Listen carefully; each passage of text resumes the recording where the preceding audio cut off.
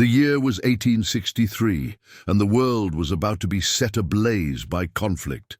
In the vast, wind-swept canyons of the American Southwest, a newborn's cry echoed against ancient red stone walls. Not far away, columns of smoke rose from a ravaged Navajo settlement. The infant's mother had made the ultimate sacrifice, hiding her baby daughter in a woven basket among the juniper bushes as the U.S. cavalry descended upon their village. Before we jump back in, tell us where you're tuning in from. And if this story touches you, make sure you're subscribed, because tomorrow I've saved something extra special for you. That same evening, a wagon laden with supplies creaked along a nearby trail. James and Martha Thompson, settlers bound for a new life in Arizona territory, heard something unusual above the persistent desert wind, the unmistakable sound of a baby's cry. The decision they made that night would shape the destiny of three peoples, the Navajo, the settlers, and a young woman caught between two worlds who would one day have to choose where her true loyalties lay. This is the story of Sarah Thompson, born Nijoni of the Diné, and how her journey through two colliding cultures would ultimately determine the fate of thousands.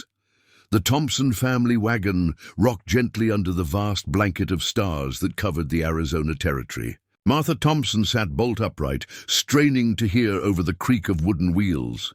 "James," she whispered, clutching her husband's arm, "do you hear that?" James Thompson, a weathered man of 35, with kind eyes and a serious demeanor, pulled back on the reins. The horses snorted as the wagon came to a stop. For a moment there was only silence, then, "There," Martha said. "It's a baby, James. I'm certain of it." James reached for his rifle and lantern. "Stay here with Elijah," he instructed, nodding toward their sleeping 7-year-old son. "Could be some kind of trap." Martha watched anxiously as her husband disappeared into the darkness, lantern light bobbing among the juniper bushes. The night was cool for late spring, and she pulled her shawl tighter around her shoulders. They had left their homestead in Kansas 3 months ago after drought had claimed their crops 2 years running. Arizona territory promised a fresh start, new land, new opportunities. "Martha," James's voice called out. "Martha, come quick." She scrambled down from the wagon, checking that Elijah remained asleep. Following her husband's voice, she found him kneeling beside a beautifully woven basket tucked beneath a gnarled juniper. Inside lay a tiny infant, no more than a few days old, swaddled in a blanket of vibrant patterns she recognized as Navajo. Weaving. "Lord, have mercy," Martha whispered, immediately lifting the child. The baby's copper skin and jet-black hair left no doubt about her heritage. "She's Navajo, James." James nodded grimly, raising his lantern higher to survey the area. In the distance, perhaps a mile away, wisps of smoke rose against the night sky. There must have been a raid.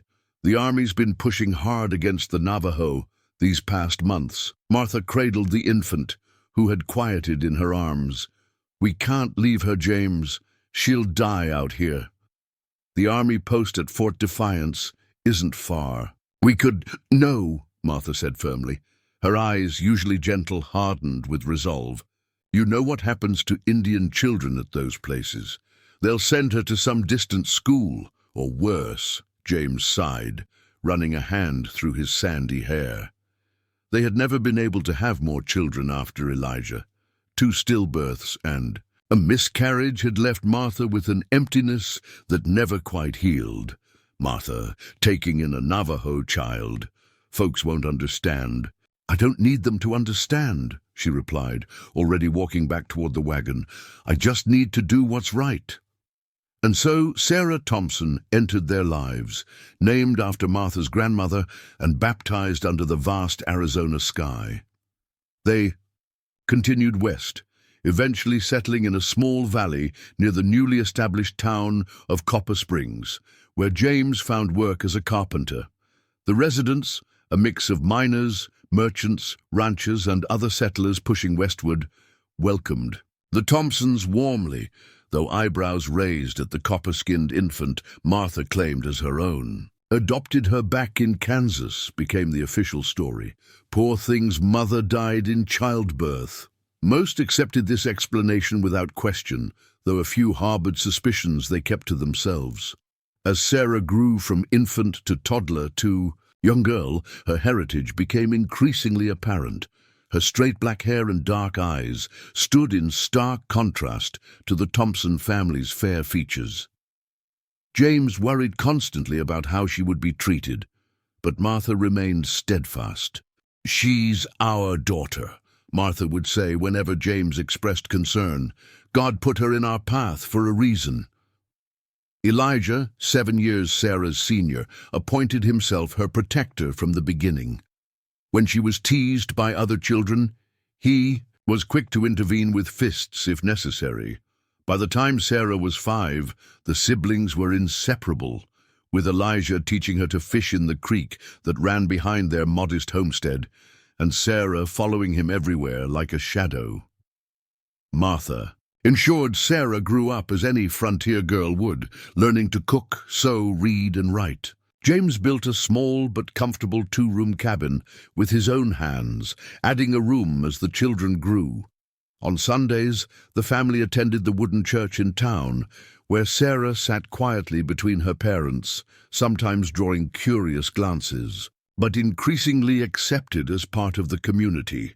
Yet there were moments when Sarah would stand at the edge of their property, gazing toward the distant mountains where, unknown to her, members of her birth tribe still struggled to maintain their way of life despite government efforts to relocate them. Something in her blood seemed to recognize those far peaks as significant, though she couldn't have explained why. When Sarah was 8, a traveling photographer visited Copper Springs. The Thompsons, like many families, dressed in their Sunday best for a portrait. In the resulting photograph, the contrast was striking. James and Martha standing tall and fair behind their children. Elijah, now a lanky 15-year-old, and Sarah, her dark features unmistakable, yet her posture and dress identical to any frontier child. That same year, a new family arrived in town, the Clarks, with their son William, who was Sarah's age. On his first day of school, William pointed at Sarah and loudly asked, "Why is there an Indian in our classroom?" The teacher, Miss Abernathy, quickly silenced him, but the damage was done.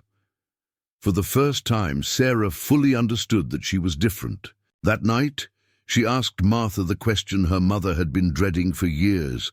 "Am I really your daughter?" Martha sat beside Sarah on her small bed, stroking her hair. "You are my daughter in every way that matters," she said carefully. "But you weren't born to me. We found you when you were just a tiny baby. Your birth mother was Navajo, Dene, they call themselves. She must have loved you very much to hide you so carefully." "So I'm not a Thompson?" Sarah's voice trembled. "You are a Thompson," James said firmly from the doorway, where he had been listening. "Being family isn't just about blood. It's about love and belonging." Sarah nodded, but something had changed. She began to notice things she hadn't before, how people sometimes lowered their voices when she approached, how some parents pulled their children closer when she walked by, and how the word savage was sometimes whispered just within earshot. Elijah remained her fiercest defender, but as he grew into a young man, his responsibilities kept him away from home more often. He began working alongside his father, showing a natural talent for carpentry that made James swell with pride. By 1874, Copper Springs had grown into a proper town.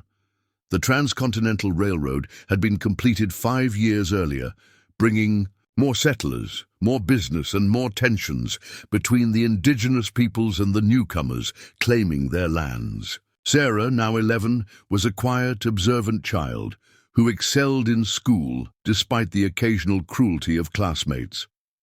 One day, a group of Navajo passed through town selling blankets and jewelry. Sarah watched them from the doorway of her father's carpentry shop, mesmerized by their language, their clothing, their very being. One elderly woman noticed her staring and approached, speaking words Sarah couldn't understand, but somehow felt she should. "She's asking your name," translated a younger man who spoke English. "Sarah," she replied shyly. "Sarah Thompson." The woman studied her face intently, then reached out to touch Sarah's cheek. She spoke again, her voice soft with what might have been recognition. "She says you have the look of the Yellow Corn clan," the translator explained. "She asks if you know your mother's people." Before Sarah could respond, James appeared, placing protective hands on her shoulders. "My daughter doesn't speak Navajo," he said politely but firmly. "Please excuse us." That night, Sarah overheard her parents arguing in hushed tones. "She needs to know who she is, James," Martha insisted. "She knows who she is. She's our daughter, and telling her stories about people she'll never know will only confuse her. But those people are part of her, whether we like it or not." James's voice hardened. "You've seen how some folks treat her already. You think it'll get easier if she starts acting more Indian than white? This territory's changing, Martha. There's no place for someone caught between worlds." Little did James know how prophetic his words would prove. The Southwest was indeed changing, and the conflicts between settlers and indigenous tribes were reaching a breaking point. Copper Springs, once a remote outpost, now sat at a crossroads of cultural collision, and Sarah Thompson, daughter of two worlds yet belonging fully to neither, would soon find herself at the very center of a gathering storm. Preparing and narrating this story took us a lot of time, so if you are enjoying it, subscribe to our channel. It means a lot to us. Now back to the story.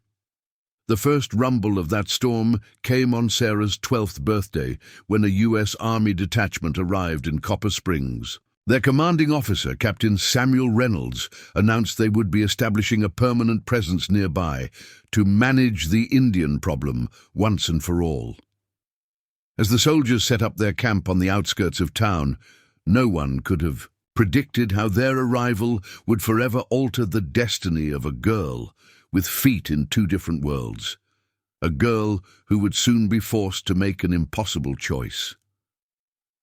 Summer gave way to autumn across the contested lands of the Arizona Territory. The mountains that had once been ablaze with conflict now burned with the golden hues of changing aspen groves. In Copper Springs, the town attempted to return to normalcy, despite the growing division among its residents. Sarah stood at the edge of the Thompson property, watching eagles circle high above the distant mesas. Her 17th birthday had passed. Without celebration 3 weeks earlier, there had been little cause for festivities since Elijah's departure for the front lines. Letters arrived sporadically, each one devoured by the family for news of his safety. "You'll catch cold out here," Martha said, approaching with a shawl that she draped across Sarah's shoulders. The garment was Navajo-made, purchased years ago. From traveling traders, its geometric patterns telling stories Sarah was only beginning to understand. "Do you think it will snow early this year?" Sarah asked, her eyes still fixed on the horizon. Martha followed her gaze. "Your father thinks so, says the squirrels have been gathering more than usual." She hesitated before adding, "Samuel Reynolds stopped by the house this morning while you were at the creek." Sarah's jaw tightened. Since being promoted to major, Reynolds had become even more zealous in his campaign against the Navajo resistance. "What did he want?" "To warn us. There's been talk of Navajo raiding parties striking closer to town. He's concerned about your safety."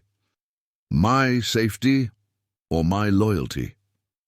Sarah's voice carried an edge that had sharpened over recent months. Martha sighed. "Sarah, please. The Major has been nothing but protective of our family since he realized I might be useful to him." Sarah turned to face her mother, her dark eyes reflecting the sunset's amber glow. "He doesn't see me as Sarah Thompson. He sees me as a potential interpreter, a way to understand the enemy." "That's not fair. Samuel has known you since you were a child. And has he ever seen past what I am? Has anyone in this town The question hung between them, heavier than the approaching storm clouds. Martha reached out to touch Sarah's cheek, her fingers tracing the high cheekbones that spoke. Of heritage, no amount of settler upbringing could erase. "Your father and I have only ever seen our daughter," she said softly. "Nothing more, nothing less." Sarah's expression softened. "I know, Mother, and I'm grateful. But not everyone shares your vision." As if summoned by their conversation, James appeared at the cabin door. "Supper's nearly ready," he called, "and we've got company." The company turned out to be William Clark, now a deputy under-sheriff Hollister, and one of the few young men not called away to fight. He stood awkwardly in the Thompsons' modest living room, hat in hand, his once cruel eyes now filled with something that looked suspiciously like admiration when they fell upon Sarah. "Evening, Sarah," he said, nodding respectfully. "Mrs. Thompson, Mr. Thompson." "What brings you by, Deputy Clark?" James asked, gesturing for the young man to sit. William remained standing. "Sheriff sent me to pass along some news. The army caught a Navajo scout about 10 miles south of here yesterday. Fellow had maps of the town and new details about our defenses." Sarah felt her stomach clench. "Is he alive?" William glanced at her with an unreadable expression. "They're holding him at the fort. Major Reynolds is questioning him, trying to figure out if there's an attack planned." "And he sent you to warn us specifically?" James asked, his voice carefully neutral. The young deputy shifted uncomfortably. "Not exactly, sir. I volunteered to come here first. Thought Sarah might, well, given the circumstances, you thought I might know something." Sarah finished for him, her voice dangerously quiet. "No!" William protested quickly. "I meant, given that some folks in town have been saying unkind or things. I wanted to make sure you heard the news from a friendly face." The word friendly hung awkwardly in the air between them. For years, William had been among her cruelest tormentors, only changing his tune when they'd entered adulthood, and he'd apparently noticed she'd grown into a striking young woman. "That was thoughtful," Martha interjected, breaking the tension. "Will you stay for supper, Deputy?" "Thank you, ma'am, but I've got more houses to visit. Just wanted to say," he looked directly at Sarah, "you be careful, is all. Some people are scared, and scared people do foolish things." After William departed, the family ate in relative silence. The unspoken reality of their situation weighed heavily on each of them. The war that had begun on the fringes of their awareness had steadily crept closer, transforming from distant newspaper reports to a clear and present danger that threatened to tear apart not just the territory, but their family. "I need to go to the fort," Sarah announced suddenly, setting down her fork. James looked up sharply. "Absolutely not." "Father, I might be able to help. If they're mistreating this scout, this is not your fight, Sarah, isn't it?" she challenged, years of unspoken frustration bubbling to the surface. "Haven't you always taught me that we have a responsibility to help those who cannot help themselves?" "This is different," James insisted. "The situation is complicated." "Because I'm Navajo?" The words hung in the air like gunsmoke. James set his jaw. "Because you're my daughter, and I will not see you put yourself in danger."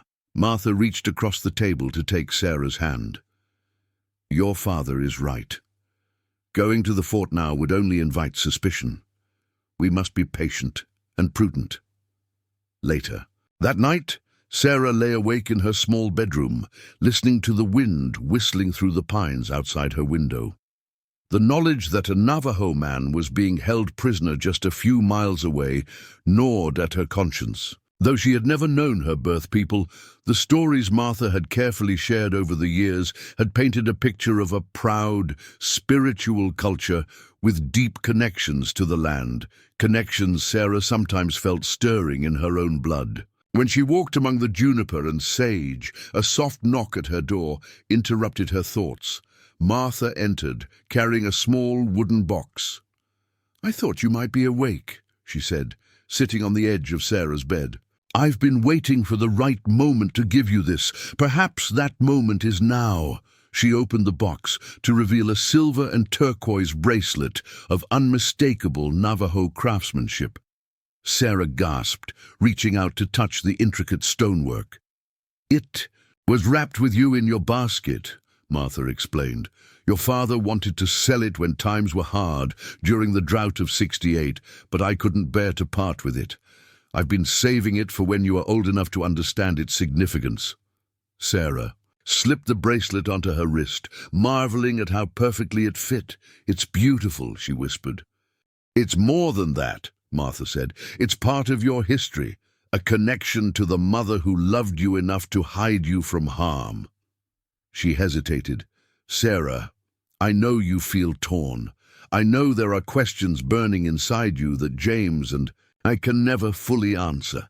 But please understand, whatever you decide in the days ahead, you will always be our daughter." "What do you mean, whatever I decide?" Martha's eyes were sad but resolute. "The world is changing around us.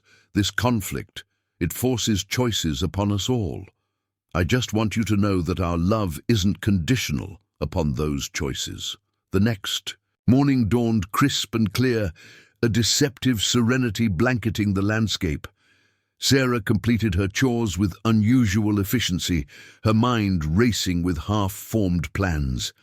The silver bracelet remained hidden beneath her sleeve, a secret weight against her skin. Shortly after midday, unexpected visitors arrived at the Thompson homestead. Major Reynolds dismounted from his horse, followed by 2 soldiers and, to Sarah's surprise, William Clark. James met them in the yard, his stance protective as he positioned himself between the men and his home, where Sarah and Martha watched. Through the window, "Thompson," Reynolds greeted him curtly, "I need to speak with your daughter." "Whatever you need to say can be said to me first," James replied. His normally genial face hardened into uncharacteristic lines of suspicion. Reynolds sighed, removing his hat. "James, we've known each other for many years. I'm not here to cause trouble, but this is a matter of security. The Navajo scout we captured has information about a planned attack on Copper Springs, but he refuses to speak English, even though we know he understands it. We need someone who can communicate with him. And you think Sarah can? She doesn't speak Navajo." "No, but she might connect with him in ways we cannot." Sarah stepped onto the porch, ignoring her mother's whispered protests. "Are you asking me to help you interrogate a prisoner, Major Reynolds?" The officer looked momentarily taken aback by her directness. "I'm asking you to help prevent bloodshed, Miss Thompson. This man knows where and when the Navajo warriors plan to attack. If we can learn those details, we might negotiate instead." "A fight? Negotiate?" Sarah's skepticism was evident. "Is that truly your intention?" "Sarah," William interjected, stepping forward, "I've seen the scout. He's refusing food and water. If he continues, he'll die before sharing what he knows." A tense silence followed, broken only by the distant cry of a hawk circling overhead. Sarah felt the weight of multiple gazes upon her. Her father's concern, Reynolds calculating, William's imploring, and somewhere beyond the mountains, the unseen eyes of a people who shared her blood, but not her upbringing. "I'll speak with him," she finally said. "But I have conditions." Reynolds raised an eyebrow. "This is a military matter, Miss Thompson. You're not in a position to—" "I'm in exactly the position you need me to be," Sarah interrupted, surprising herself with her boldness. "My conditions are simple. I speak with him alone, and he receives proper food and medical attention." "Out of the question," Reynolds snapped. "He's a prisoner, possibly a spy." "Then find someone else to help you," Sarah replied, turning back toward the door. "Wait," William called. "Major, perhaps we could compromise. Sarah can speak with him privately, but I'll stand guard outside. No one will interfere unless there's clear danger." Reynolds considered this, his expression calculating. "Very well. But I expect results, Miss Thompson." As Sarah prepared to depart, With the men, Martha embraced her tightly. "Be careful," she whispered, "and remember who you are." The fort stood on a hill overlooking Copper Springs, its wooden palisade imposing against the rugged landscape. Sarah had never been beyond its gates before, and she fought to control her apprehension as they rode through the entrance. Soldiers paused in their duties to watch the unusual procession. The major, 2 troopers, the deputy, and a young Navajo woman in settler's clothing. They led her to a small outbuilding that served as the fort's jail. Inside, a single cell contained a man seated cross-legged on the dirt floor. His long black hair was tied back, and despite evident fatigue, he maintained a dignified posture. Multiple bruises and a split lip suggested his questioning had not been entirely verbal. 15 minutes, Reynolds said sharply. Deputy Clark will remain within earshot. When they left, closing the heavy door behind them, Sarah approached the cell cautiously. The man watched her with dark, evaluating eyes that widened slightly at her appearance. "Hello," she said softly in English. "My name is Sarah Thompson. I've come to help if I can." The man remained silent, his gaze unwavering. Sarah tried again. "They say you know of a planned attack. People could die, on both sides, if this conflict escalates." Still nothing. Taking a deep breath, Sarah pushed up her sleeve, revealing the silver and turquoise bracelet. The man's eyes immediately fixed on it, a flicker of recognition crossing his stoic features. "This was my mother's," Sarah explained. "My birth mother. She was Navajo, Diné. She hid me in a basket when I was a baby during a raid. A settler family found and raised me." The scout studied her face intently before finally speaking in heavily accented English. "That bracelet belongs to the Yellow Corn clan. You wear it but do not know its meaning." "No," Sarah admitted. "I don't know much about my heritage, but I want to understand." "Why should I speak with you?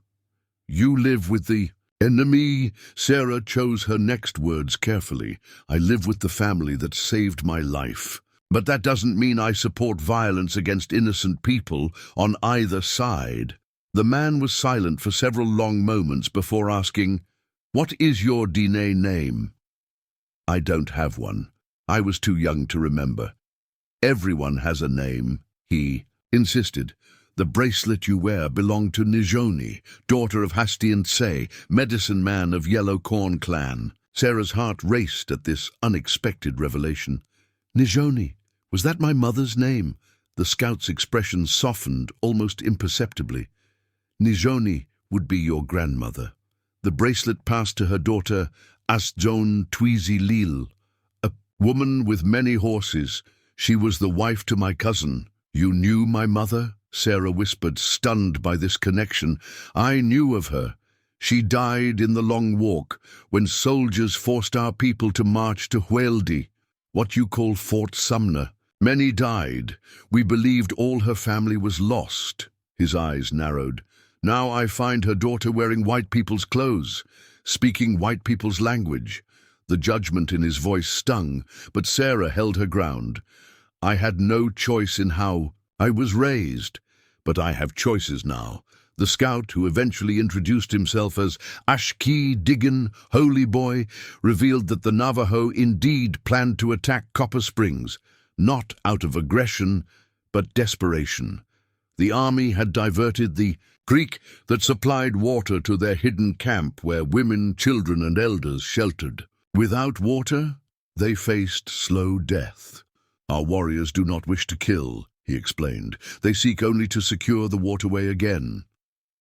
The revelation left Sarah in an impossible position.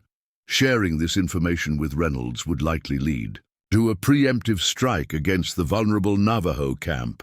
Withholding it could result in bloodshed in Copper Springs. As their conversation continued, she learned more about her birth family, how her mother had been respected for her weaving skills, how her grandmother had been a healer, and how her people had suffered systematic displacement and deprivation. Under U.S. policies, "Time's up," William called through the door.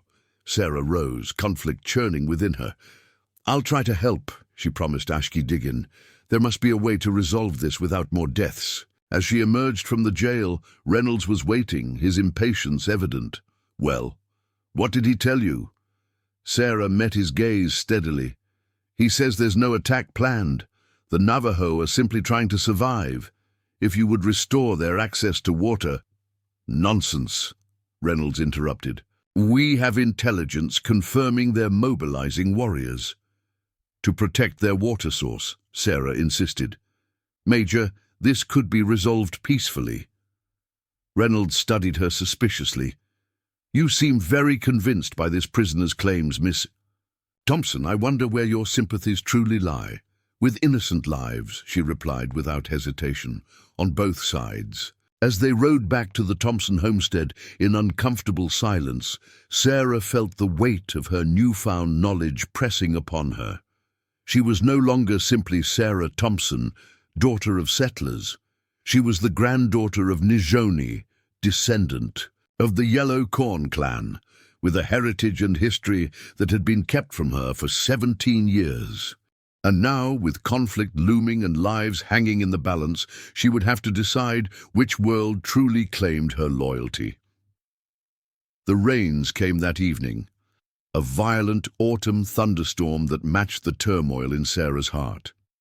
As lightning split the sky and thunder rattled the cabin's windows, she made her decision. Before dawn, she slipped from her bed, packed a small bundle of essentials, and penned a letter to her parents. "I cannot be only half of who I am any longer," she wrote. "There are truths I must discover for myself. Please forgive me, and know that whatever path I follow, the love you have given me will light my way. I will return when I can." She placed the letter on the kitchen table, alongside the silver bracelet. This piece of her heritage would be safer with Martha than risked on the dangerous journey ahead. As the first pale light of dawn touched the eastern horizon, Sarah Thompson, who now carried the knowledge of another name and another people in her heart, slipped away from the only home she had ever known, headed toward the mountains where her mother's people awaited. Behind her, Copper Springs slumbered, unaware that the choices of one young woman caught between two worlds would soon determine the fate of all who dwelled within its borders. Proceed with part. Nurse 4. Make sure each part has around 1,500. We are aiming for a 150-minute video duration, and please keep in mind that we should avoid repetitions so that we can engage with our viewers. Summer gave way to autumn across the contested lands of the Arizona Territory. The mountains that had once been ablaze with conflict now burned with the golden hues of changing aspen groves. In Copper Springs, the town attempted to return to normalcy despite the growing division among its residents. Sarah stood at the edge of the Thompson property, watching eagles circle high above the distant mesas. Her 17th birthday had passed. Without celebration 3 weeks earlier, there had been little cause for festivities since Elijah's departure for the front lines. Letters arrived sporadically, each one devoured by the family for news of his safety. "You'll catch a cold out here," Martha said, approaching with a shawl that she draped across Sarah's shoulders.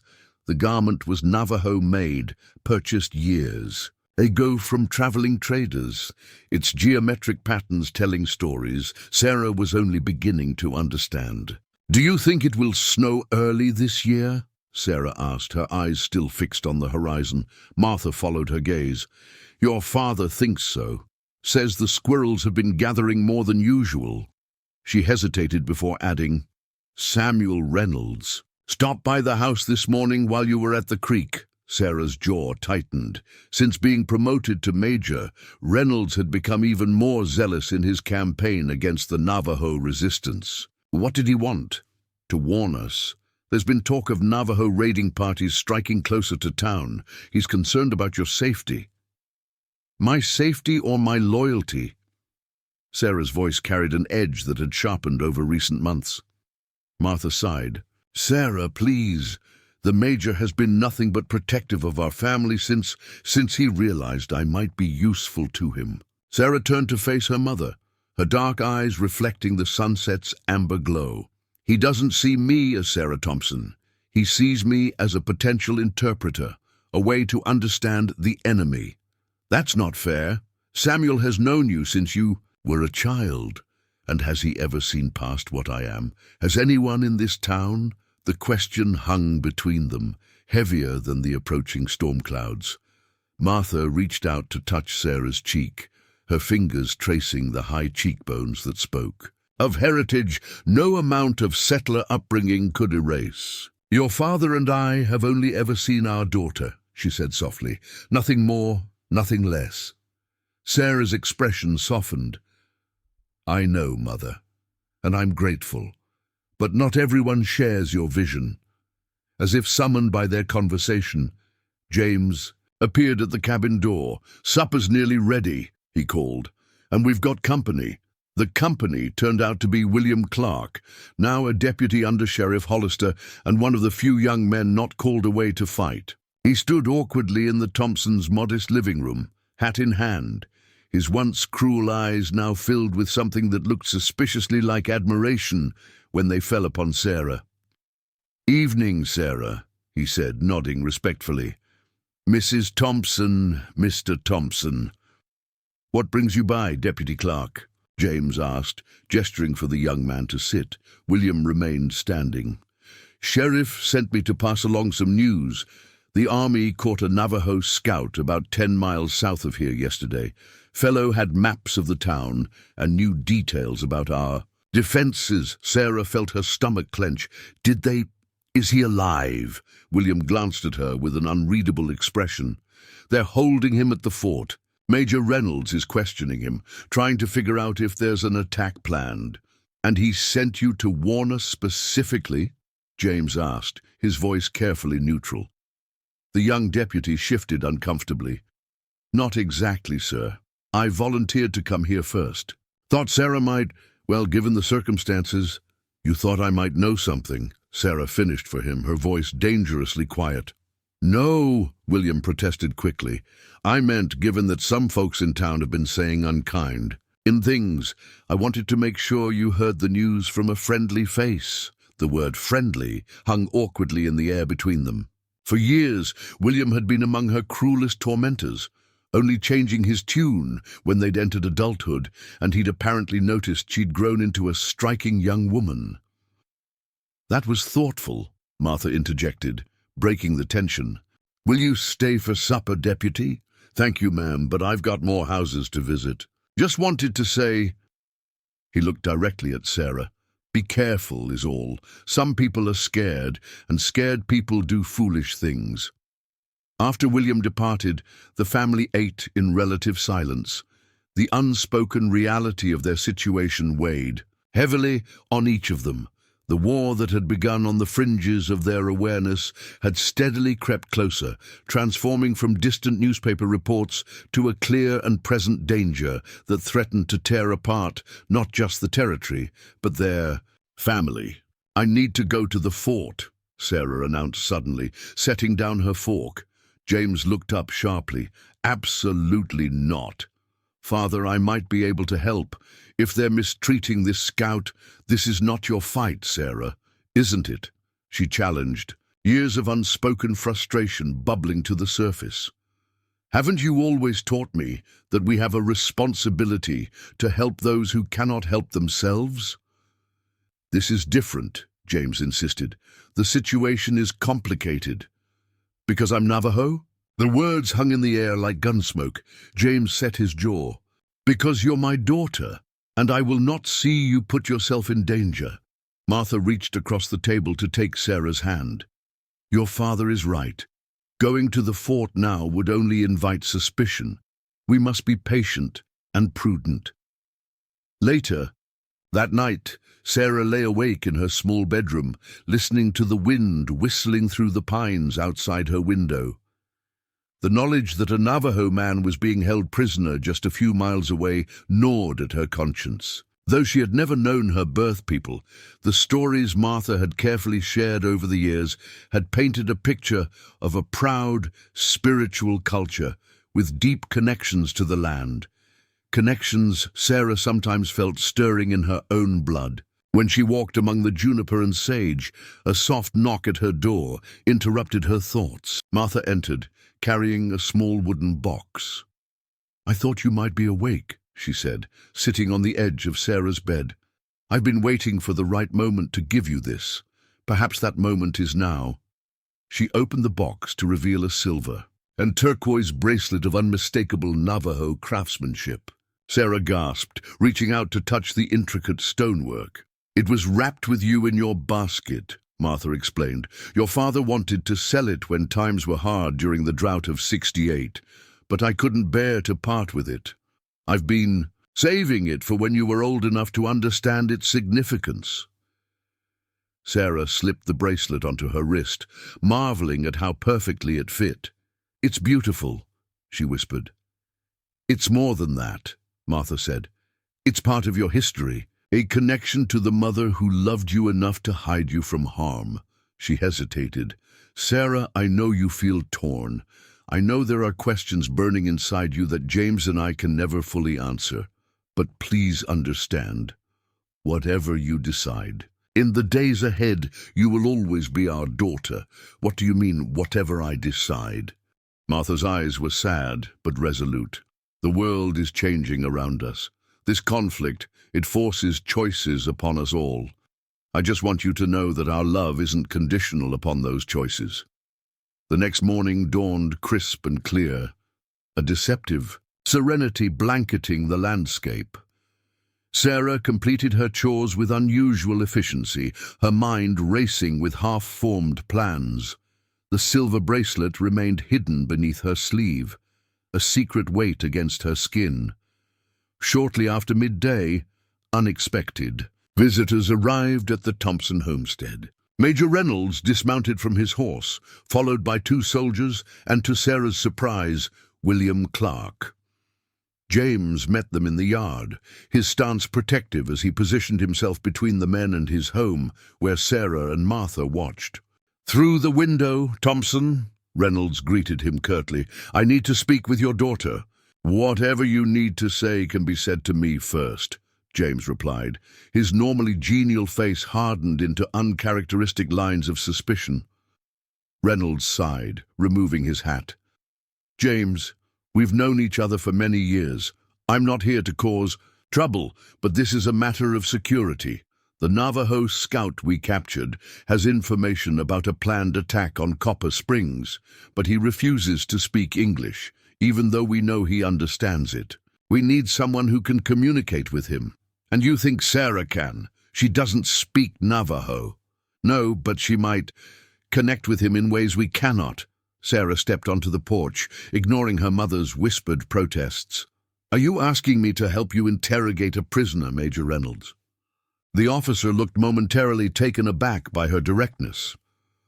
"I'm asking you to help prevent bloodshed, Miss Thompson. This man knows where and when the Navajo warriors plan to attack. If we can learn those details, we might negotiate instead." "Of fight? Negotiate?" Sarah's skepticism was evident. "Is that truly your intention?" "Sarah," William interjected, stepping forward, "I've seen the scout. He's refusing food and water. If he continues, he'll die before sharing what he knows." A tense silence followed, broken only by the distant cry of a hawk circling overhead. Sarah felt the weight of multiple gazes upon her, her father's concern, Reynolds calculating, William's imploring, and somewhere beyond the mountains, the unseen eyes of a people who shared her blood, but not her upbringing. "I'll speak with him," she finally said. "But I have conditions." Reynolds raised an eyebrow. "This is a military matter, Miss Thompson. You're not in a position to—" "I'm in exactly the position you need me to be," Sarah interrupted, surprising herself with her boldness. "My conditions are simple. I speak with him alone, and he receives proper food and medical attention."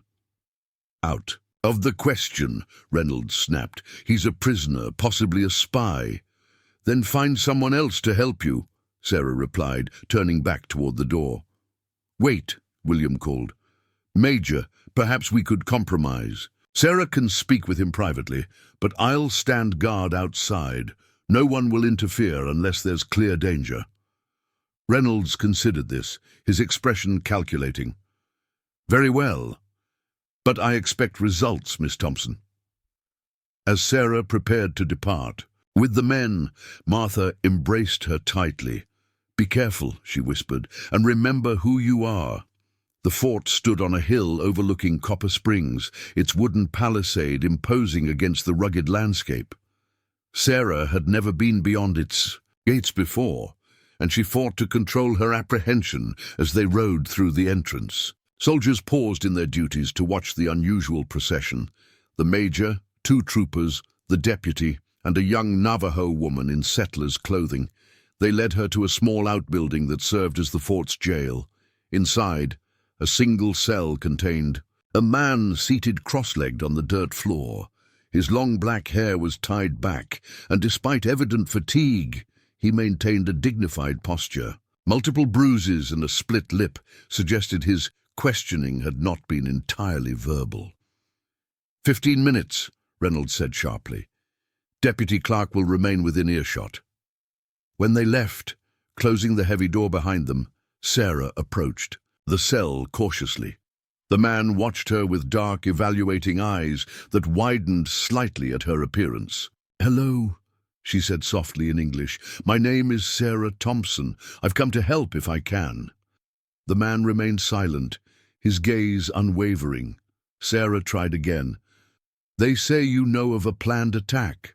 People could die on both sides if this conflict escalates. Still nothing. Taking a deep breath, Sarah pushed up her sleeve, revealing the silver and turquoise bracelet.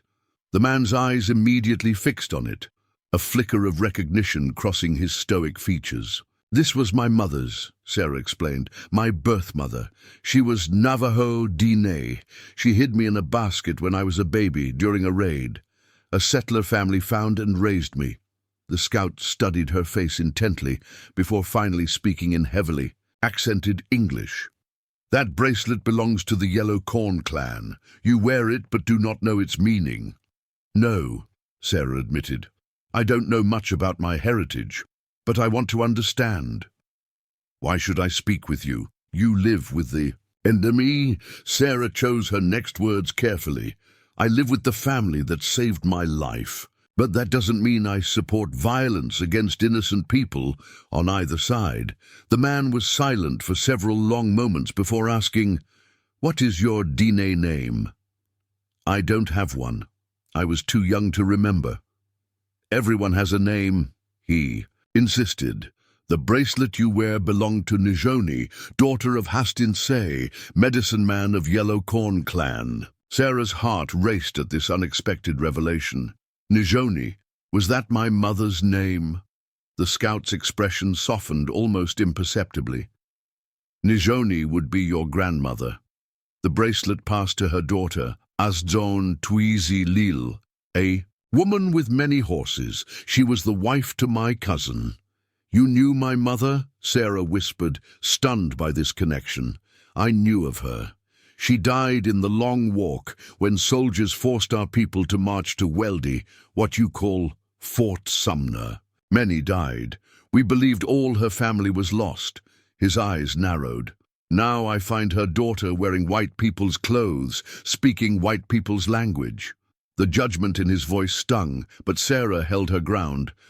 I had no choice in how I was raised. But I have choices now. The scout, who eventually introduced himself as Ashki Diggin, Holy Boy, revealed that the Navajo indeed planned to attack Copper Springs, not out of aggression, but desperation. The army had diverted the creek that supplied water to their hidden camp, where women, children, and elders sheltered. Without water, they faced slow death.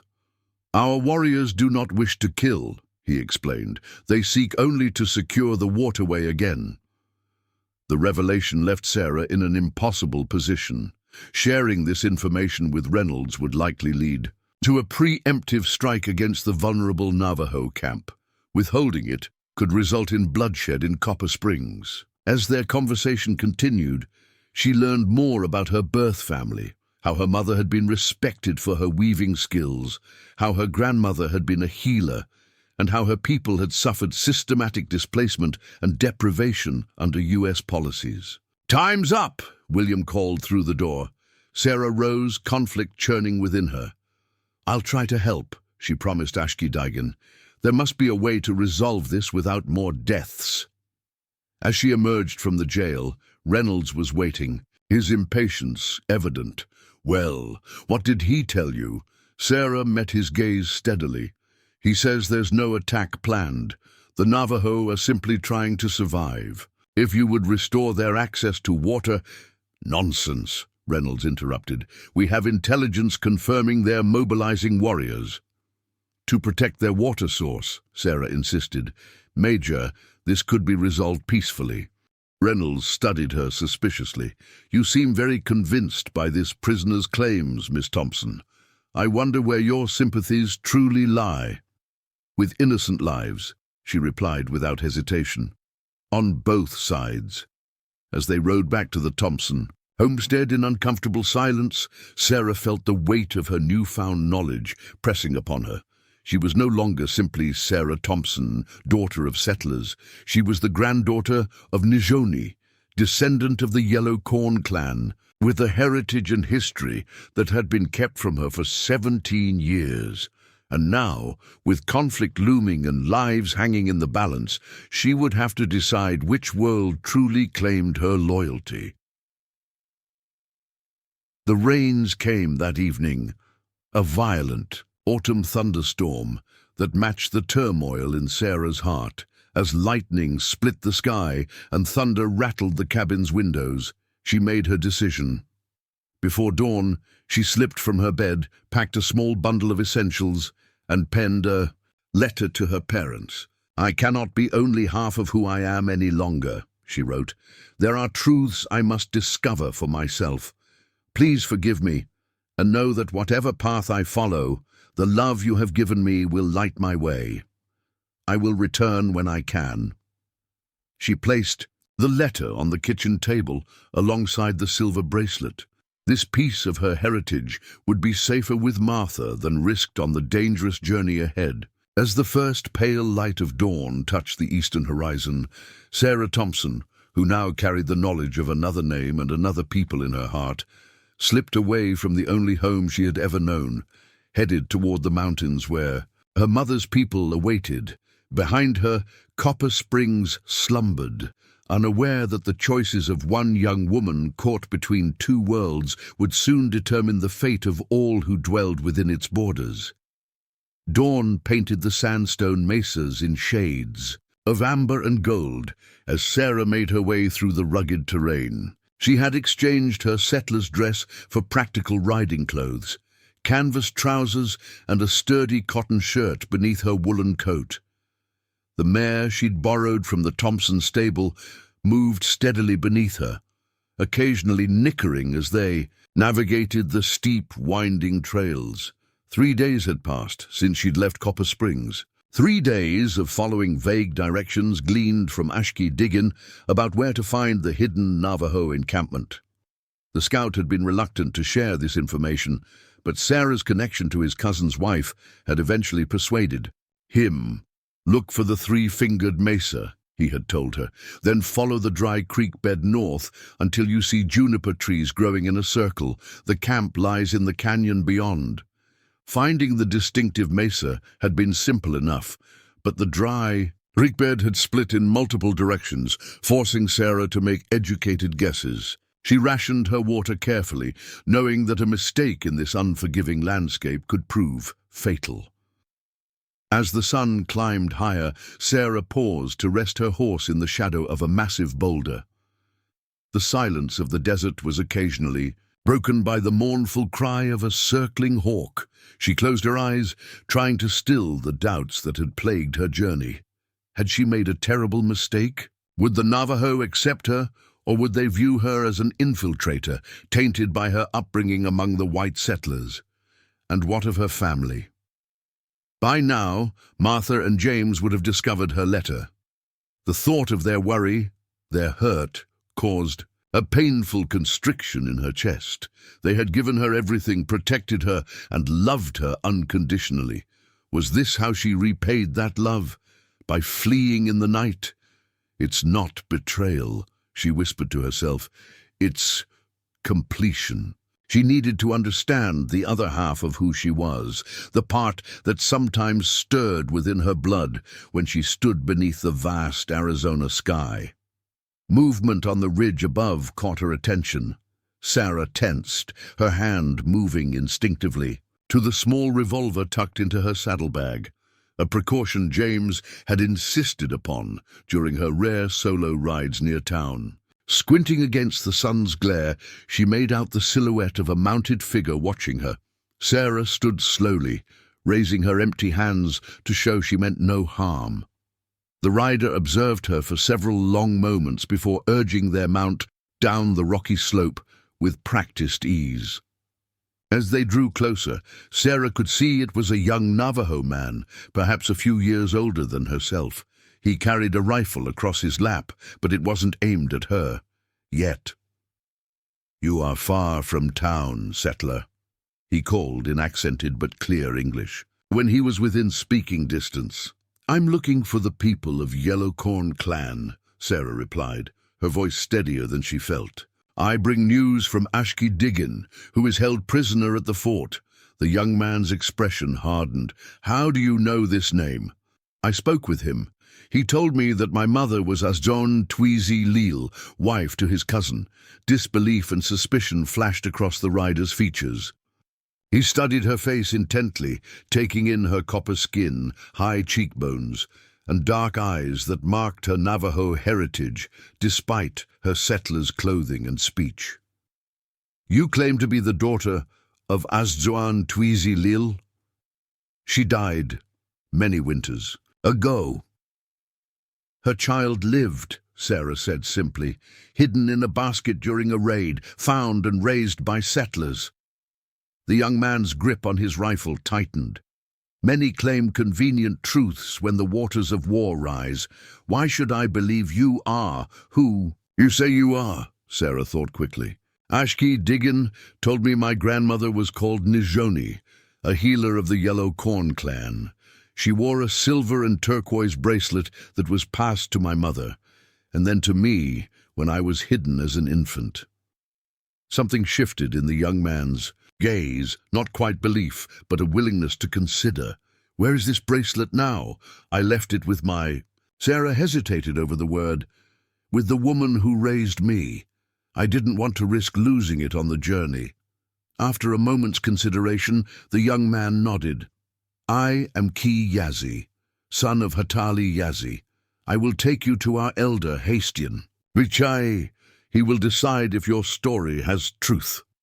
They rode in silence, Ki leading the way deeper into the network of canyons. The terrain grew increasingly challenging, with narrow passages that would easily be overlooked by untrained eyes, perfect for a people seeking to remain hidden from army patrols. Late afternoon shadows lengthened across the canyon floor when they finally rounded a bend to reveal the encampment. Sarah's breath caught in her throat. Dozens of traditional hogans, circular dwellings made of logs and earth, were arranged in a natural depression, partially concealed by towering sandstone. Walls, smoke from cooking fires, rose lazily into the air, dissipating before it could be spotted from a distance. Children played among the structures while women worked at outdoor looms, creating the intricate blankets for which the Navajo were renowned. All activity ceased as she and Ki rode into the camp. Faces turned toward them, first curious, then wary as they registered Sarah's appearance. A settler women's clothing, but unmistakably Navajo features. An aberration, a contradiction. Ki dismounted and spoke rapidly in Navajo to an elderly man who emerged from the largest hogan. The old man, Hastin Bichai, Sarah presumed, listened impassively, his weathered face giving away nothing of his thoughts. Occasionally, his piercing gaze shifted to Sarah, who remained atop her horse, acutely aware of being the focus of the entire camp's attention. Finally, Key gestured for her to dismount. Sarah did so on legs that threatened to betray her nervousness, approaching the elder with as much dignity as she could muster. Hastian Bichai asks why you have come here, Key translated, though Sarah suspected the elder understood English perfectly well. Sarah chose her words carefully. To warn you that the U.S. Army knows of this camp, and to learn about my mother's people. When Key translated, whispers rippled through the gathered crowd. The elder's expression remained inscrutable as he spoke. Again, he says many claim to be friends when it serves their purpose. What proof do you offer that you are the daughter of Asjon Twi-Zilil and not a spy sent by the Bluecoats? I have no proof beyond my word, and what Ashki Diggin told me, Sarah admitted. But I know that the army has diverted your water source, and that your warriors plan to attack Copper Springs to reclaim it. I've come to help find a peaceful solution before blood is shed on either side.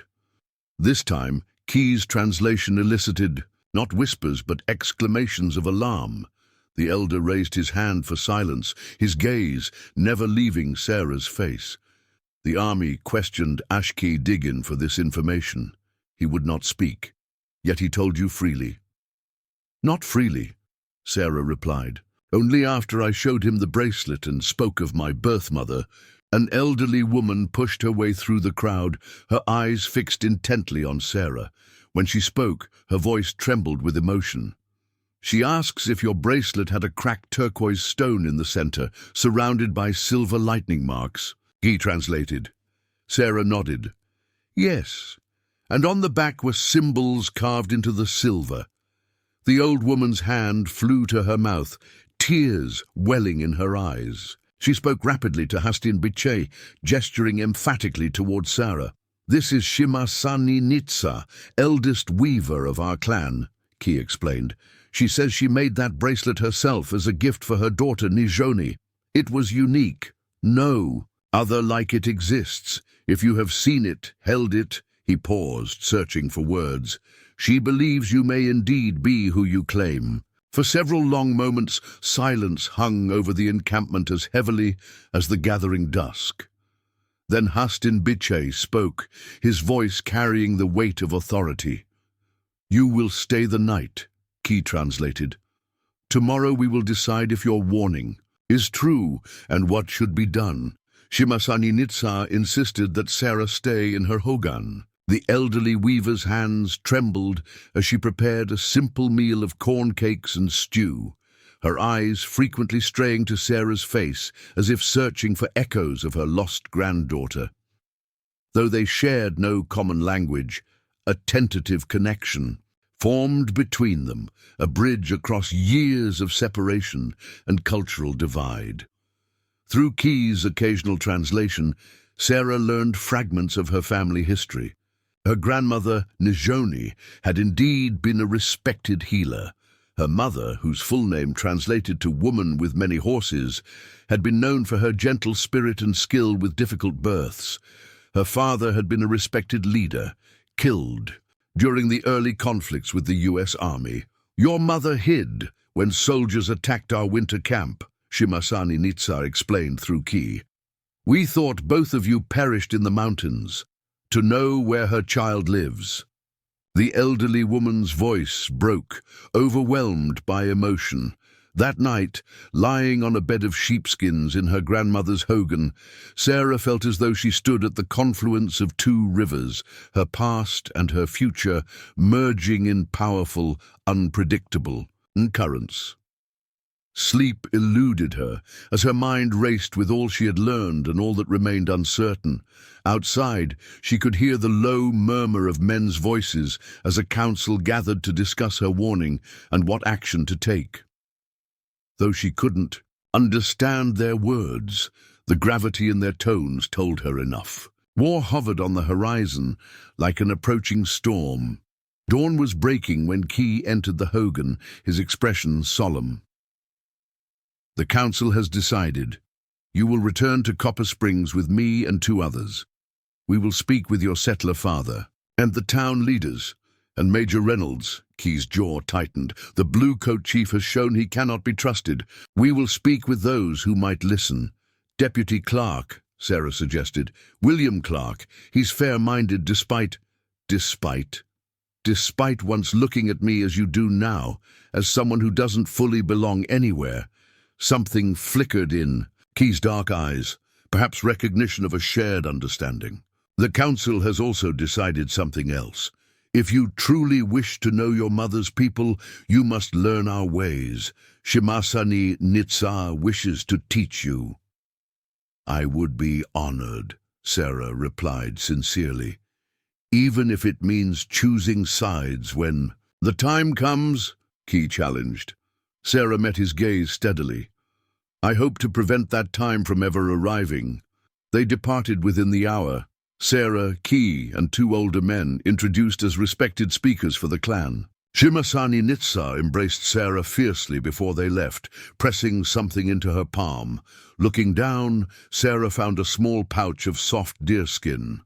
A medicine bundle, Key explained, for protection on your journey. She says, your mother carried one like it. Sarah carefully tucked the precious gift inside her shirt, close to her heart. The journey back to Copper Springs took most of the day, their pace slowed by caution. They avoided the main trails, instead picking their way through ravines and along ridgelines where they could survey the landscape for army patrols. By late afternoon, they had reached a vantage point overlooking the town. Sarah felt a strange dislocation as she gazed down at the familiar buildings and streets. Just days ago, this had been her only home, her only world.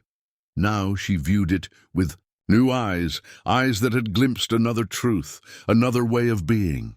We should wait until dusk, Key suggested. Less chance of being seen. Sarah nodded in agreement, but as she scanned the town, something caught her attention. Unusual activity near the church, groups of men hurrying about, loading wagons. Something's wrong, she murmured, reaching for the small spyglass James had given her on her 16th birthday. Adjusting the focus, she could make out rifles being distributed, women gathering children close to their homes. They're preparing for something, she said, passing the spyglass to Key. It looks like they're expecting an attack. Key observed for several moments, his expression darkening, or planning one. A cold certainty settled in Sarah's stomach. Reynolds, he must have decided to strike first, rather than negotiate. We must warn our people, one of the older Navajo men said urgently in his language, which Key translated. If we leave now, we might make it back to camp before nightfall, the other added. But Sarah knew it would be too late. Army horses and wagons would move faster than their warning could travel. No, she said, we need to stop this before it begins. She turned to Key. Take me to my father. He has influence in town. People respect him. If anyone will listen, he will. Key hesitated, clearly torn between returning to warn his people and trusting this young woman who straddled two worlds. Finally, he nodded. I will go with you to your father. Hastian To and Hastian Desba will return to warn the camp. As the sun began its descent toward the western horizon, Sarah and Key made their way carefully down to the outskirts of Copper Springs. They left their horses concealed in a stand of cottonwoods near the creek and proceeded on foot, using the lengthening shadows for cover. The town hummed with tense activity. Men moved purposefully between buildings, many carrying weapons. Women spoke in worried clusters on porches. Even the children seemed to sense the gravity of the situation, their play subdued and watchful. This way, Sarah whispered, leading. He through the back gardens and alleys she had known since childhood. They reached the Thompson property without being spotted, approaching the cabin from behind. Light glowed from the windows, and through the kitchen glass, Sarah could see Martha moving about, her face drawn with worry. The sight of her adoptive mother, the woman who had loved and nurtured her for 17 years, caused Sarah's throat to tighten with emotion. Wait here, she instructed Key, who nodded and melted into the shadows beside the woodshed. Gathering her courage, Sarah approached the back door and knocked softly. For a moment, nothing happened. Then the door flew open, and she found herself enveloped in Martha's fierce embrace. "Sarah!" "Oh, thank God!" Martha pulled back to examine. Her daughter's face, tears streaming down her cheeks. "We've been sick with worry. Your father's been out searching every day." "I'm sorry," Sarah said, her own eyes filling with tears. "I had to." "Not now," Martha interrupted, glancing over her shoulder into the house. "You need to leave immediately. Major Reynolds has ordered a raid on a Navajo camp they've discovered in the canyons. He's convinced himself they're planning to attack the town, and nothing your father says will dissuade him." Sarah's blood ran cold. "When?" "Tonight. They're gathering at the church now." Martha's gaze sharpened as she finally registered her daughter's changed appearance and demeanor. "You found them, didn't you? Your mother's people." "Yes," Sarah admitted. "And the army is wrong, Mother. The Navajo only want access to their water source. This can be resolved without bloodshed." Martha's expression shifted from relief to resolve.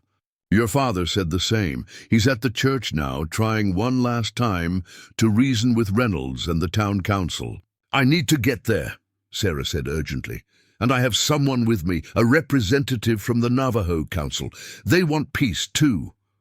Martha didn't hesitate. "Bring them. We'll go together." Key emerged cautiously from the shadows when Sarah called. Martha showed no surprise at his appearance, merely nodding in greeting. "We must hurry," she said simply, grabbing her shawl from a hook by the door. The three moved swiftly through the darkening streets toward the white wooden church that served as Copper Springs meeting hall. As they approached, they could hear raised voices from within, James Thompson's among them. "Madness, Reynolds. You're risking lives on both sides based on speculation and fear." "It's not speculation," Reynolds' voice snapped back.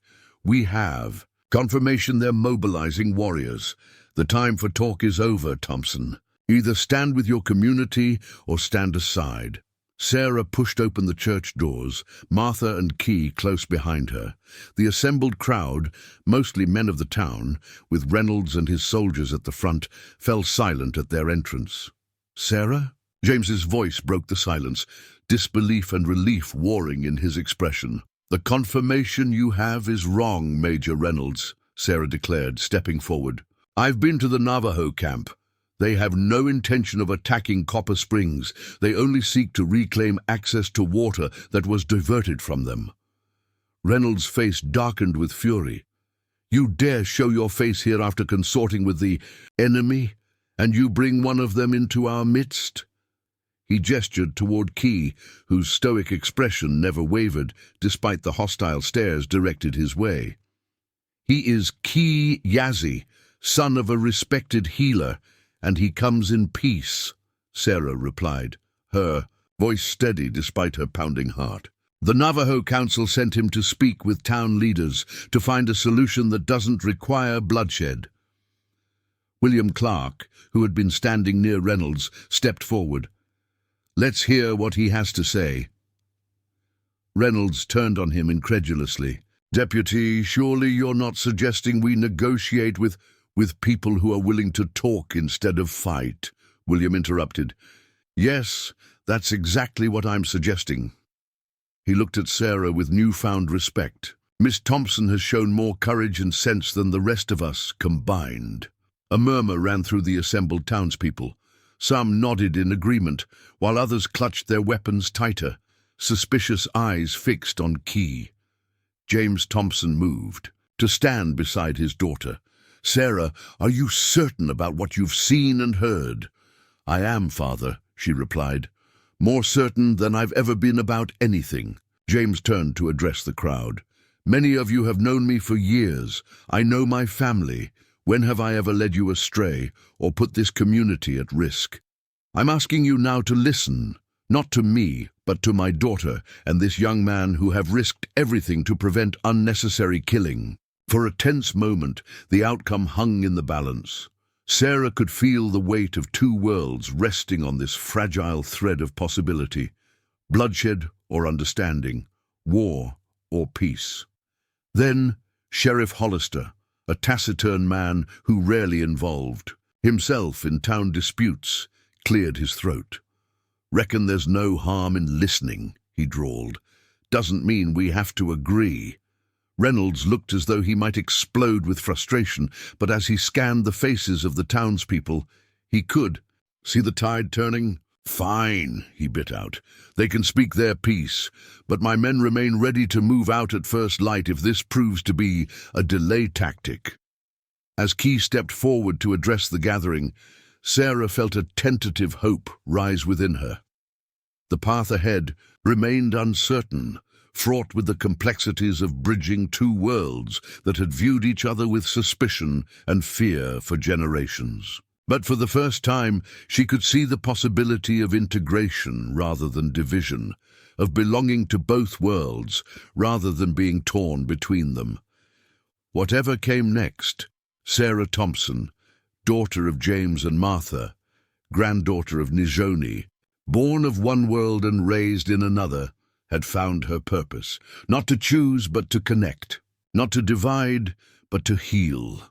The war that had threatened to erupt might yet be averted, and in its place, perhaps something new could emerge, a future where the abandoned child, once caught between colliding worlds, could help build a bridge between them. Instead, the church had never been so silent. Copper Springs residents, shopkeepers, farmers, miners and ranchers sat in stunned attention as Key Yazzie spoke. His English, though accented, carried a quiet dignity that commanded respect. "My people have lived in these canyons since before memory," he explained, standing tall despite the hostile glares from some of the assembled townspeople. "The water that flows through your town first passes through our ancestral lands. We do not claim ownership of the water. No one can own what the Creator has made for all living things. We ask only for enough to sustain our children, our elders, our way of life." Major Reynolds scoffed from his position near the pulpit. "Your way of life includes raiding settlements and stealing livestock." "Some warriors have taken such actions in desperation," Key acknowledged without flinching. "Just as some bluecoats have burned our hogans and destroyed our crops in retaliation. This cycle brings honor to neither side." Sarah stood beside Key, acutely aware of the gamble they were taking. One wrong word, one misunderstanding, and the fragile possibility of peace would shatter. Her gaze drifted to her father, whose weathered face reflected both pride and concern as he watched her. To Martha, whose quiet strength had always been the family's foundation. To William Clark, whose expression had transformed from the cruel boy who had once tormented her to a man capable of seeing beyond prejudice. "What exactly are you proposing?" Sheriff Hollister asked, his practical nature cutting through the tension. Key glanced at Sarah, who nodded encouragingly. They had discussed this during their journey to town. "A shared agreement," Key replied. "The creek that has been diverted can serve both communities. My people will help build a system of channels that ensures water flows both to our camp and to your town. In exchange, we ask for safe passage to trade our weavings and silverwork in Copper Springs, and that the army patrols respect the boundaries we will mark together." Murmurs rippled through the crowd, some dismissive, others contemplative. Reynolds stepped forward, his military bearing intimidating in the confined space. "This is Army territory now," he declared. "Negotiations with hostiles are not within the town's authority." "With respect, Major," James Thompson interjected, "this town existed before the Army established its presence, and God willing, it will exist long after. The people who live here have a right to determine how they coexist with their neighbors." "Neighbors?" Reynolds laughed incredulously. "These savages—" "That's enough," Sheriff Hollister interrupted, surprising everyone with his vehemence. The normally taciturn lawman rarely asserted himself so forcefully. "I've lived in this territory for 30 years. Seen too many good men, white and Indian alike, die over disputes that could have been settled with words instead of bullets. He turned to Key. This water-sharing arrangement, your people would abide by it? No raids, no reprisals? The council has given its word, Key confirmed, and the Diné do not break their promises lightly.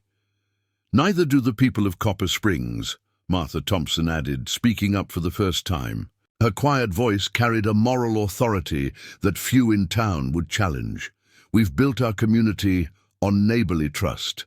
I see no reason why that principle shouldn't extend beyond our immediate borders. Reynolds was not so easily swayed. You're being naive. The army has specific orders regarding containment of hostile tribes. Perhaps those orders need reassessment, came a new voice from the church entrance. All heads turned to see an unfamiliar figure, a distinguished-looking man in a travel-worn suit, accompanied by 2 soldiers. The newcomer strode forward with the confidence of authority. Colonel Edward Bennett, Department of Indian Affairs, he introduced himself. I've been dispatched from Washington to evaluate relations with the Navajo in this region. Reynolds snapped to attention. Sir, I wasn't informed of your arrival. Evidently, Bennett replied dryly. He surveyed the gathering with intelligent eyes. I arrived in time to hear most of this discussion.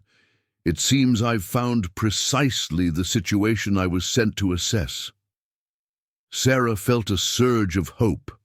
The timing, it seemed almost providential. Colonel, she began, stepping forward, I'm Sarah Thompson. My birth mother was Navajo, but I was raised in this town by James and Martha Thompson after being found as an infant during a raid. I've recently connected with my mother's people and believe there's an opportunity here for a new kind of understanding. Bennett studied her with undisguised interest. Miss Thompson, you represent something quite remarkable, a living bridge between 2 cultures currently at odds. I'd very much like to hear your perspective on this situation. For the next hour, the church became a forum unlike any Copper Springs had witnessed. Sarah and Key presented their proposal for water sharing and peaceful coexistence. Reynolds argued forcefully for military containment of the Navajo. Townspeople voiced concerns about safety and practicality. Through it all, Colonel Bennett listened, attentively occasionally, asking piercing questions that revealed a nuanced understanding of frontier complexities. The Department of Indian Affairs is reassessing its approach to tribal relations across the territories, Bennett eventually explained. President Grant's peace policy aims to reduce military conflicts and find more sustainable solutions. He fixed Reynolds with a pointed stare. Solutions that don't involve forced relocations and starvation tactics. Reynolds' face reddened. Sir, with all due respect, you haven't faced these hostiles in combat. Perhaps that's precisely why I can see possibilities you cannot, Major, Bennett replied evenly. He turned to address the gathered townspeople. What I'm hearing tonight gives me hope that Copper Springs might become a model for a new approach, one where coexistence replaces conflict. As the meeting progressed into the night, Sarah found herself repeatedly translating concepts between cultures, explaining Navajo perspectives to the settlers and government realities to Key. With each exchange, she felt something settling within her, a reconciliation of the divided aspects of her identity, a recognition that her unique position between worlds wasn't a burden, but a gift. Dawn was breaking when a tentative agreement was finally reached. Colonel Bennett would arrange for Army engineers to assist in designing a water distribution system that would serve both communities. The town would open its market days to Navajo traders under Sheriff Hollister's protection. A formal peace council would be established with representatives from both sides, with Sarah serving as primary interpreter. This is just a beginning, Bennett cautioned as the meeting dispersed. Old wounds and prejudices don't heal overnight, but it's a worthy beginning nonetheless. Outside the church, as Copper Springs residents emerged bleary-eyed into the morning light. Sarah found herself momentarily alone with Key Yazzie. "Your people honor this agreement?" she asked quietly. Key looked toward the distant mountains where his clan awaited news. "The older warriors will resist. Change always faces resistance." His gaze shifted to Sarah's face, his expression softening slightly. "But your grandmother, Shimasani Nitsa, says you have your mother's spirit, gentle but unbending, like the river willow that bends with the flood yet always stands." Sarah felt unexpected tears prick her eyes at this connection to the mother. She would never know. "And you? What do you believe?" "I believe the old ways must find new paths to survive," he replied simply, "just as you have." As the town slowly returned to its usual rhythms, Sarah found herself surrounded by her family. James enveloped her in a fierce hug, his usual stoicism cracking with emotion. "I'm so proud of you," he whispered, "scared out of my wits, but proud." Martha dabbed at her eyes with a handkerchief. "You found your way back to us." "I never truly left," Sarah assured her. "You gave me roots strong enough to withstand any storm." Over the following weeks, an unprecedented transformation began in the relationship between Copper Springs and the Yellow Corn clan. The water-sharing system took shape under the guidance of Army engineers, with Navajo and settler men working side by side. The first Navajo traders arrived cautiously for the Saturday market, their exquisite weavings and silverwork drawing admiration and fair prices. Not everyone embraced the change. Some townspeople kept their distance, their suspicion too deeply ingrained to overcome quickly.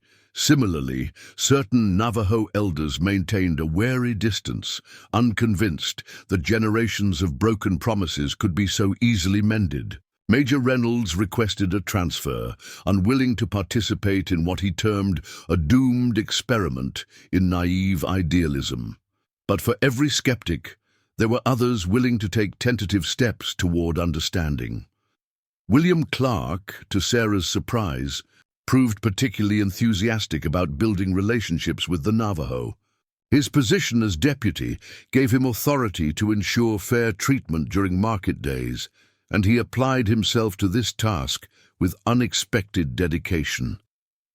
"I'm trying to make amends," he admitted to Sarah one afternoon as they watched Shimasani Nitsa demonstrate weaving techniques to fascinated settler women. "For how I treated you when we were children. I was cruel because I feared what was different." "We were children," Sarah replied magnanimously, "and fear is a powerful force." "Not as powerful as courage," William countered, his admiration evident. "What you did, standing between two worlds, refusing to choose sides, that took extraordinary courage." For Sarah, the most meaningful developments came in her personal connections. 3 days each week, she traveled to the Navajo camp, staying in Shimasani Nitsa's hogan, absorbing the language, customs, and spiritual practices of her birth people. The elderly weaver taught her the complex patterns of traditional blankets, each design carrying stories and meaning beyond mere decoration, through Key's patient translation, and increasingly, through her own growing comprehension of Navajo language. Sarah learned the histories her mother would have taught her had fate not intervened. She discovered that her grandfather had been a respected storyteller whose memory still lived in tales told around evening fires. She found distant cousins who gradually accepted her presence, children who were initially shy but eventually sought her out with curiosity. The remaining days she spent in Copper Springs, helping her father in his carpentry shop, accompanying Martha on her visits to neighbors, and serving as an official liaison for Colonel Bennett, who had established temporary offices in town while overseeing the new arrangements. "You're uniquely qualified for a role in the Indian Affairs Department," Bennett told her one afternoon, as they reviewed progress reports. "Someone who truly understands both perspectives, not just intellectually but viscerally, is invaluable. In this changing landscape, Sarah considered his implied offer carefully. "I think my place is here, Colonel, not in Washington or even at a distant agency office. The bridge I'm trying to build requires my presence on both shores." Bennett nodded, thoughtfully. "Perhaps you're right. Change begins in specific places with specific people before it can become policy." As summer mellowed into autumn, Sarah found herself increasingly comfortable moving between her two worlds. In town, she maintained her settler's clothing and manners, though now her dresses were occasionally adorned with Navajo-crafted silver, buttons, or beadwork. At the Navajo camp, she wore the traditional dress Shimasani Nitsa had made for her, learning to move and speak in the rhythms of her birth culture. One crisp October evening, as she sat with her family around the dinner table in the Thompson cabin, James cleared his throat in the way that signaled he had something significant to discuss. "Your mother and I have been thinking," he began, setting down his fork. "That room of yours has been looking rather small for a grown woman. Perhaps it's time we built something more suitable." Sarah looked between her parents, confused. "Built what? A place of your own," Martha explained gently. "Not far, just at the eastern edge of our property. Close enough for family dinners, but with space for, well, for all aspects of your life." Realization dawned slowly. "You mean a home, where I could live independently? Where could I perhaps host visitors from the Navajo camp?" James nodded, his eyes crinkling with emotion. "We've watched you these past months, stretched between two places, two people. It seems to me that instead of forcing you to choose, we might help you create something new, a place where both worlds can meet." The generosity of this gesture, the deep understanding it represented, left Sarah momentarily speechless. She reached across the table to grasp each parent's hand. "I would like that very much." Construction began within the week. James designed a structure that incorporated elements of both cultures, the practical layout of a settler's cabin with the round, harmonious shape of a traditional hogan. The location was symbolic as well, situated on a gentle rise that overlooked both Copper Springs and the distant canyon where the Navajo camp was established. Key Yazzie and several other young Navajo men offered to help with the building, working alongside James and the town's carpenters in an unprecedented collaboration. The project became a living symbol of the integration Sarah herself embodied, neither fully one thing nor the other, but something new and hopeful. On the day the roof beams were raised, a small ceremony took place. Shimasani Nitsa blessed the structure with sacred herbs and prayers in Navajo. Reverend Parker from the town church offered Christian blessings. The two spiritual traditions mingled in the clear desert air, neither diminishing the other.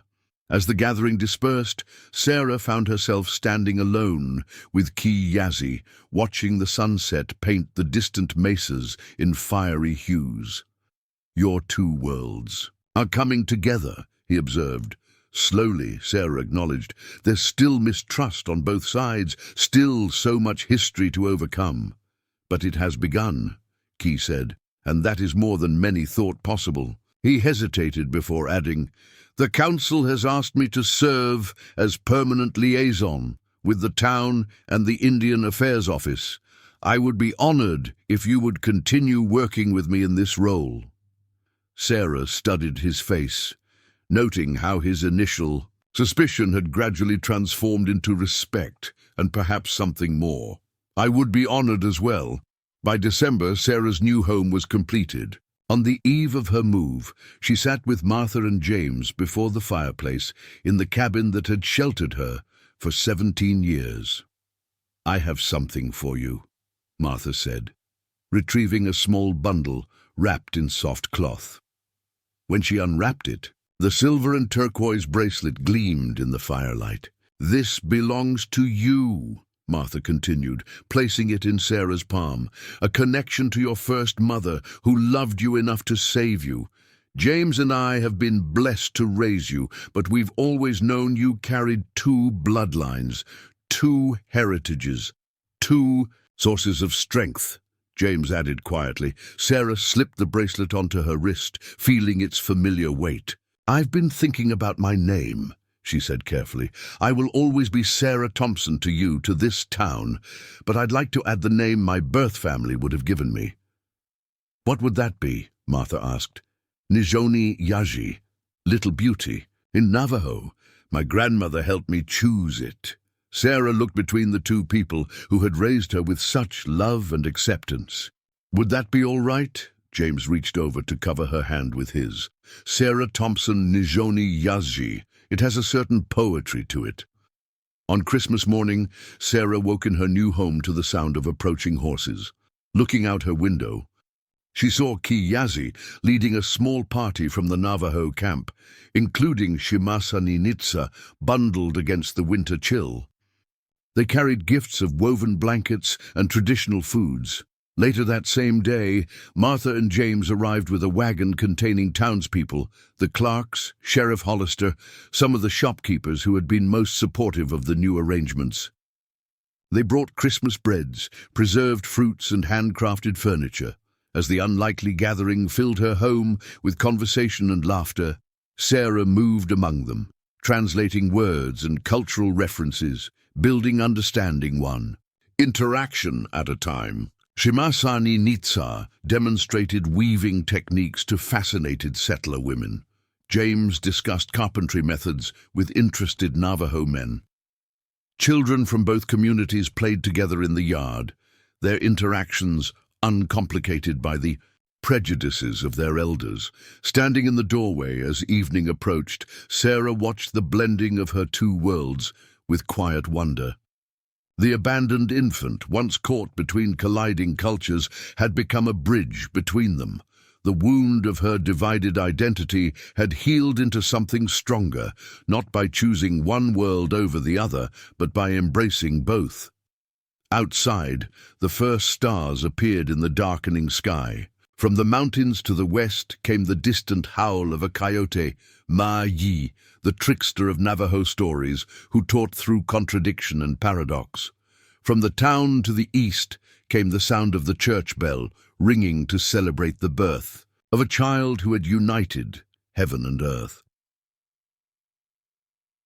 Sarah Thompson, Nijoni Yaji, stood at the threshold, belonging fully to both worlds and neither, creating with every breath a new possibility, a future where differences need not divide, where ancient wounds might finally heal, and where the abandoned child had at last found her true home in the space between worlds.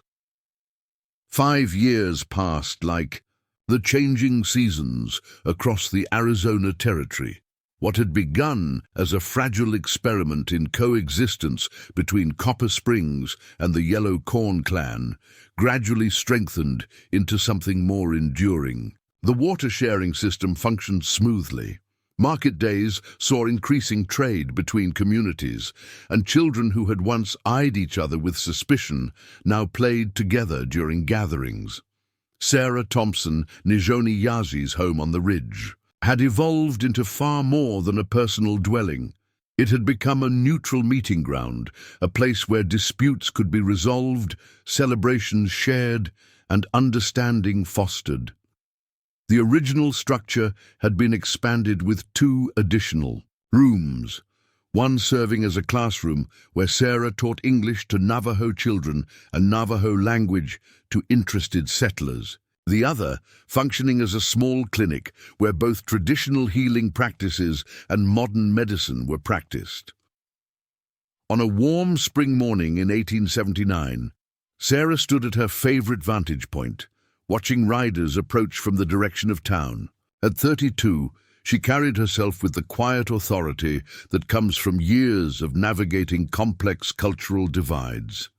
Her long black hair, now streaked with a few strands of premature silver, was braided in the Navajo style. Her dress combined practical settler design with traditional Navajo embellishments, a physical manifestation of her dual identity. "They're early," observed Kiyazi. who had emerged from the house to stand beside her. The years had matured him from a suspicious warrior into a respected leader among his people, his once youthful face now weathered by responsibility and experience. "Colonel Bennett must be eager to share his news," Sarah replied. The riders were still distant, but she could make out the distinctive figure of Edward Bennett, now a distinguished government official whose work with the Navajo had garnered recognition in Washington. Their relationship had evolved over the years into one of mutual respect and cautious friendship. Bennett's reports on the Copper Springs experiment had gradually influenced Indian affairs policy across the territories, though progress remained frustratingly slow and uneven. "Do you think he brings good news this time?" Key asked, his tone betraying rare uncertainty. Sarah sighed. "With Bennett it's always a mixture. He fights our battles in Washington, but those battles seldom end in complete victory." The previous autumn, Bennett had presented a controversial proposal: the establishment of a formal Navajo educational facility near Copper Springs, not a distant boarding school that separated children from their families and culture, but a day school where Navajo traditions would be respected alongside modern education. The Yellow Corn Clan Council had debated the idea extensively, torn between recognizing the need for their children to understand the changing world and fearing cultural erosion. As Bennett and his companions drew closer, Sarah recognized William, Clark riding beside him. Now sheriff of Copper Springs, following Hollister's retirement, William had grown into the role with unexpected grace. His childhood cruelty towards Sarah had transformed over the years into profound respect, then friendship, and eventually something more complex. An attachment he had never explicitly voiced, but that hung in the air between them during their frequent work together. The third rider was unfamiliar, a younger man in formal Eastern attire that seemed painfully impractical for the frontier environment. "Shall we welcome them?" Key asked, his relationship with Sarah comfortable enough after years of partnership that he could read her thoughts in the slight furrow of her brow. "Of course," she replied, smoothing her expression. "I've prepared refreshments and shimasani. Nitzar will join us later." Sarah's grandmother, now approaching 90, had moved permanently to her granddaughter's home 3 years earlier. Her advanced age had done nothing to diminish her sharp mind or skillful hands, and she had become a beloved figure in both communities, a living repository of Navajo wisdom and stories that she shared generously with all who sought her counsel. As the riders dismounted and secured their horses, Sarah stepped forward to greet them. "Colonel Bennett, welcome back to our corner of the territory." Bennett removed his hat, his once dark hair now predominantly grey. "Miss Thompson, or should I say Nijoni Yaji, your dual naming always leaves me uncertain of the proper address." "Either honors me," Sarah replied with a smile. "Sheriff Clark, good to see you again. And your companion?" Bennett gestured to the young man, who stood awkwardly examining his surroundings with ill-concealed amazement. "May I introduce Mr. Robert Hayes from the Bureau of Indian Affairs in Washington. He's been sent to observe our little experiment firsthand and report back to the new administration." Sarah extended her hand, which Hayes shook with evident surprise at her formal manner. "Welcome, Mr. Hayes. I trust your journey from the East was not too arduous?" "It was educational, Miss Thompson," Hayes replied, his accent unmistakably Boston. "I confess I had certain preconceptions about the territories that are already being challenged." "Then you've come with an open mind, which is all we can ask," Sarah said diplomatically, through the careful observation in his gaze suggested he was cataloguing every detail of her appearance and demeanor. "Please, come inside. We have much to discuss." Inside the spacious main room, with its curious blend of settler furniture and Navajo decorative elements, Key had already arranged chairs around the large table that had hosted countless discussions between the communities. William Clark's gaze lingered on the recent additions. Books on a newly constructed shelf, maps pinned to walls, a small writing desk where Sarah conducted her correspondence with officials in the territorial government. "You've expanded again," he noted. "The place hardly resembles the original structure anymore." "Growth requires space," Sarah replied simply. "Tea, gentlemen? Or perhaps coffee for our Eastern visitor?" Once refreshments were served, Bennett wasted no time addressing the purpose of their visit. "I've received a decision regarding the proposed school," he announced. "Washington has agreed to fund a pilot program, a day school where Navajo children can receive instruction while returning to their families each evening." Key leaned forward, his expression carefully controlled. "And the teachers? Will they be from the East, like previous Indian schools?" "Some will," Bennett acknowledged. "But the department has agreed that instruction in Navajo language and traditions must be included in the curriculum taught by members of the community." "That's unprecedented," Sarah remarked, genuine surprise in her voice. After years of fighting for even small concessions from the government, this represented a significant shift. "It is," Bennett agreed, a hint of pride evident in his voice. "Your reports, Sarah, your detailed documentation of how children here thrive when both cultures are honored, made a compelling case, as did the economic data showing increased prosperity in both communities since trade relations were established. The Yellow Corn Clan Council will need to consider this carefully," Key cautioned. "Many still remember the children who never returned from Eastern schools or who came back unable to speak their native tongue." Hayes cleared his throat, drawing attention. "If I may, Mr. Yazzie, the Bureau recognizes past missteps in Indian education. This approach represents our commitment to a new direction." William Clark snorted softly. "A misstep is a rather gentle term for cultural destruction, wouldn't you say?" "Sheriff," Bennett cautioned, "Mr. Hayes represents a new generation at the Bureau, one that might be more receptive to the lessons we've learned here." Sarah intervened, smoothly, years of mediation having honed her diplomatic skills. "What matters is that we have an opportunity before us, one that acknowledges the value of both traditional knowledge and modern education. The details of implementation will determine whether it succeeds or fails." The discussion continued through the morning, moving from education to other pressing issues: land boundaries, water rights during the ongoing drought, legal status for Navajo traders in territorial markets. Throughout, Sarah noticed Hayes watching her with analytical intensity, occasionally scribbling notes in a small journal. When they broke for the midday meal, which Shimasani Nitsa joined with regal dignity despite her advanced years, Hayes finally addressed Sarah directly. "Miss Thompson, if I might speak plainly, you present quite a conundrum for categorization." Sarah raised an eyebrow. "I wasn't aware I needed categorization, Mr. Hayes. For bureaucratic purposes," he explained, seemingly oblivious to the stiffening postures of both Key and William. "You're neither fully Indian nor fully settled. You maintain dual citizenship, as it were, in both communities. You speak both languages, practice both religions, observe both cultural traditions. From a policy perspective, where exactly do you fit?" Bennett winced visibly, but Sarah met Hayes' gaze with composure born of years facing such questions. "I fit, Mr. Hayes, precisely where I stand, in the space between worlds. My existence challenges the need for your categories." She glanced toward her grandmother, who observed the exchange with ancient, knowing eyes.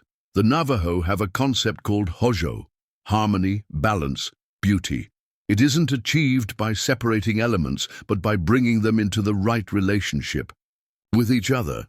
Hayes persisted, clearly fascinated despite his bureaucratic framing. "But surely you must feel more drawn to one culture than the other. At your core, do you consider yourself Navajo or white? At my core, Mr. Hayes, I consider myself human, Sarah replied without heat. The rest is circumstance and choice. The young official appeared dissatisfied with this answer, but was prevented from further questioning by Bennett's diplomatic intervention, steering conversation toward less personal topics. That evening, after the officials had departed for their accommodations in town, Sarah sat with Shimasani Nitsa on the porch, watching stars emerge above the distant mountains. They conversed softly in Navajo, the language having become as natural to Sarah as English over the years. The young one from the east does not understand, Shimasani Nitsa observed. He seeks to place you in one of his boxes. Many do, Sarah replied. They find comfort in clear boundaries. Her grandmother's weathered hand covered hers. When you were brought to me 5 winters ago, I feared you were lost to our ways forever. Now I see that Changing Woman had a different path for you, not lost, but transformed. Changing Woman, Astzomu, Ndlihe, the powerful feminine deity of Navajo tradition who represented the cyclical nature of existence, transformation, and renewal. Sarah had come to find deep meaning in these spiritual teachings, integrating them with the Christian faith of her upbringing, rather than seeing them as contradictory. I worry about this school, Sarah confessed. Even with our involvement, it could become another way to separate Navajo children from their heritage. Then we must ensure it does not, her grandmother stated simply. You will teach there. This was not a question but a declaration, and Sarah recognized the wisdom in it. Who better to guide a school bridging 2 cultures than someone who embodied that bridge in her very being? Later that night, unable to sleep, Sarah walked to her ridge vantage point under the vast canopy of stars. The silhouette of another figure already there startled her briefly until she recognized Key's distinctive outline. Couldn't sleep either, she asked, joining him. Too many thoughts, he admitted. This school, it could be a beginning or an ending, or both, Sarah suggested. Endings and beginnings are often the same moment viewed from different perspectives. They stood in comfortable silence, their years of work together having forged a connection that transcended conventional relationships. Not quite friendship, not quite family, not quite romance, something uniquely their own. The council will ask questions I cannot easily answer tomorrow, Key finally said. About government promises, about protecting our children's minds as well as their bodies. We'll answer together, Sarah assured him, as we always have. The council meeting the following day proved as challenging as anticipated. Gathered in the ceremonial hogan at the Navajo camp, elders voiced deep-seated suspicions about government intentions. Young parents expressed conflicting desires, wanting their children to learn skills for the changing world while preserving their cultural identity. Sarah and Key presented the proposal in detail, emphasizing the unprecedented concessions they had secured. Instruction in Navajo language and traditions, parental involvement in curriculum development, children returning home each evening rather than being sent to distant boarding schools. This is not perfect, Sarah acknowledged honestly, but it offers a path forward that honors both the wisdom of our ancestors and the reality of the world our children will inherit. An elder named Hastian Toe spoke up, his voice carrying the weight of hard-earned wisdom. You speak of 2 paths as if they can be walked simultaneously. My feet can only follow one trail at a time. But our minds can hold many truths at once, Sarah countered respectfully, just as a weaver's hands create new patterns from ancient designs. Debate continued through the day, passionate but respectful in the Navajo tradition, where each speaker was given time to fully express their thoughts without interruption. As the discussion progressed, Sarah noticed a shift, not toward unanimous agreement, but toward thoughtful consideration of possibilities rather than outright rejection. When Shimasani Nitsa finally spoke, her status as eldest weaver commanding immediate attention, her words carried particular weight. "I have lived nearly 90 winters," she began. "I have seen our people forced from their homes, our children taken, our ways dismissed as primitive. I have also seen my granddaughter, lost and then found, create something new from these broken pieces. The school she speaks of will not be like those that stole our children's tongues. It will be like her home on the ridge, a place where both worlds meet with respect." The council did not reach a final decision that day, but the path toward acceptance had been laid. Sarah and Key rode back to her home as sunset gilded the landscape, both physically exhausted but spiritually renewed by the honest exchange. "Your grandmother's words turned the tide," Key observed. "Her vision extends beyond most of ours," Sarah agreed. "She sees across time in a way I'm only beginning to understand." As they approached her home, Sarah was surprised to see a lone figure waiting, William Clark, his horse tethered nearby. "I'll leave you to this conversation," Key said with characteristic perception, continuing toward the small dwelling that had been built for him near Sarah's home years ago, when his role as liaison had made frequent travels between communities necessary. William stood as Sarah dismounted, his expression unusually solemn. "I hope I'm not intruding." "Never," she assured him, gesturing toward the porch chairs. "What brings you out here so late?" He hesitated, clearly struggling with something. "Hayes has been asking questions in town about you, about your relationship with Yazzie." "That's hardly surprising," Sarah replied, though she felt a flicker of unease. "Government men always want to catalogue and classify." "It's more than that." William's voice tightened. "He's specifically interested in whether your position might be compromised by personal attachments, whether your loyalty to the government's interests can be trusted." Sarah's weariness suddenly intensified. After years of building bridges, her very existence was still viewed as potentially subversive by those in power. "And what did you tell him, Sheriff?" That his question revealed more about Washington's thinking than about you. William met her gaze directly. "I told him you've spent 15 years proving that loyalties need not be exclusive. That understanding, multiple perspectives is strength, not weakness." Gratitude warmed Sarah's heart.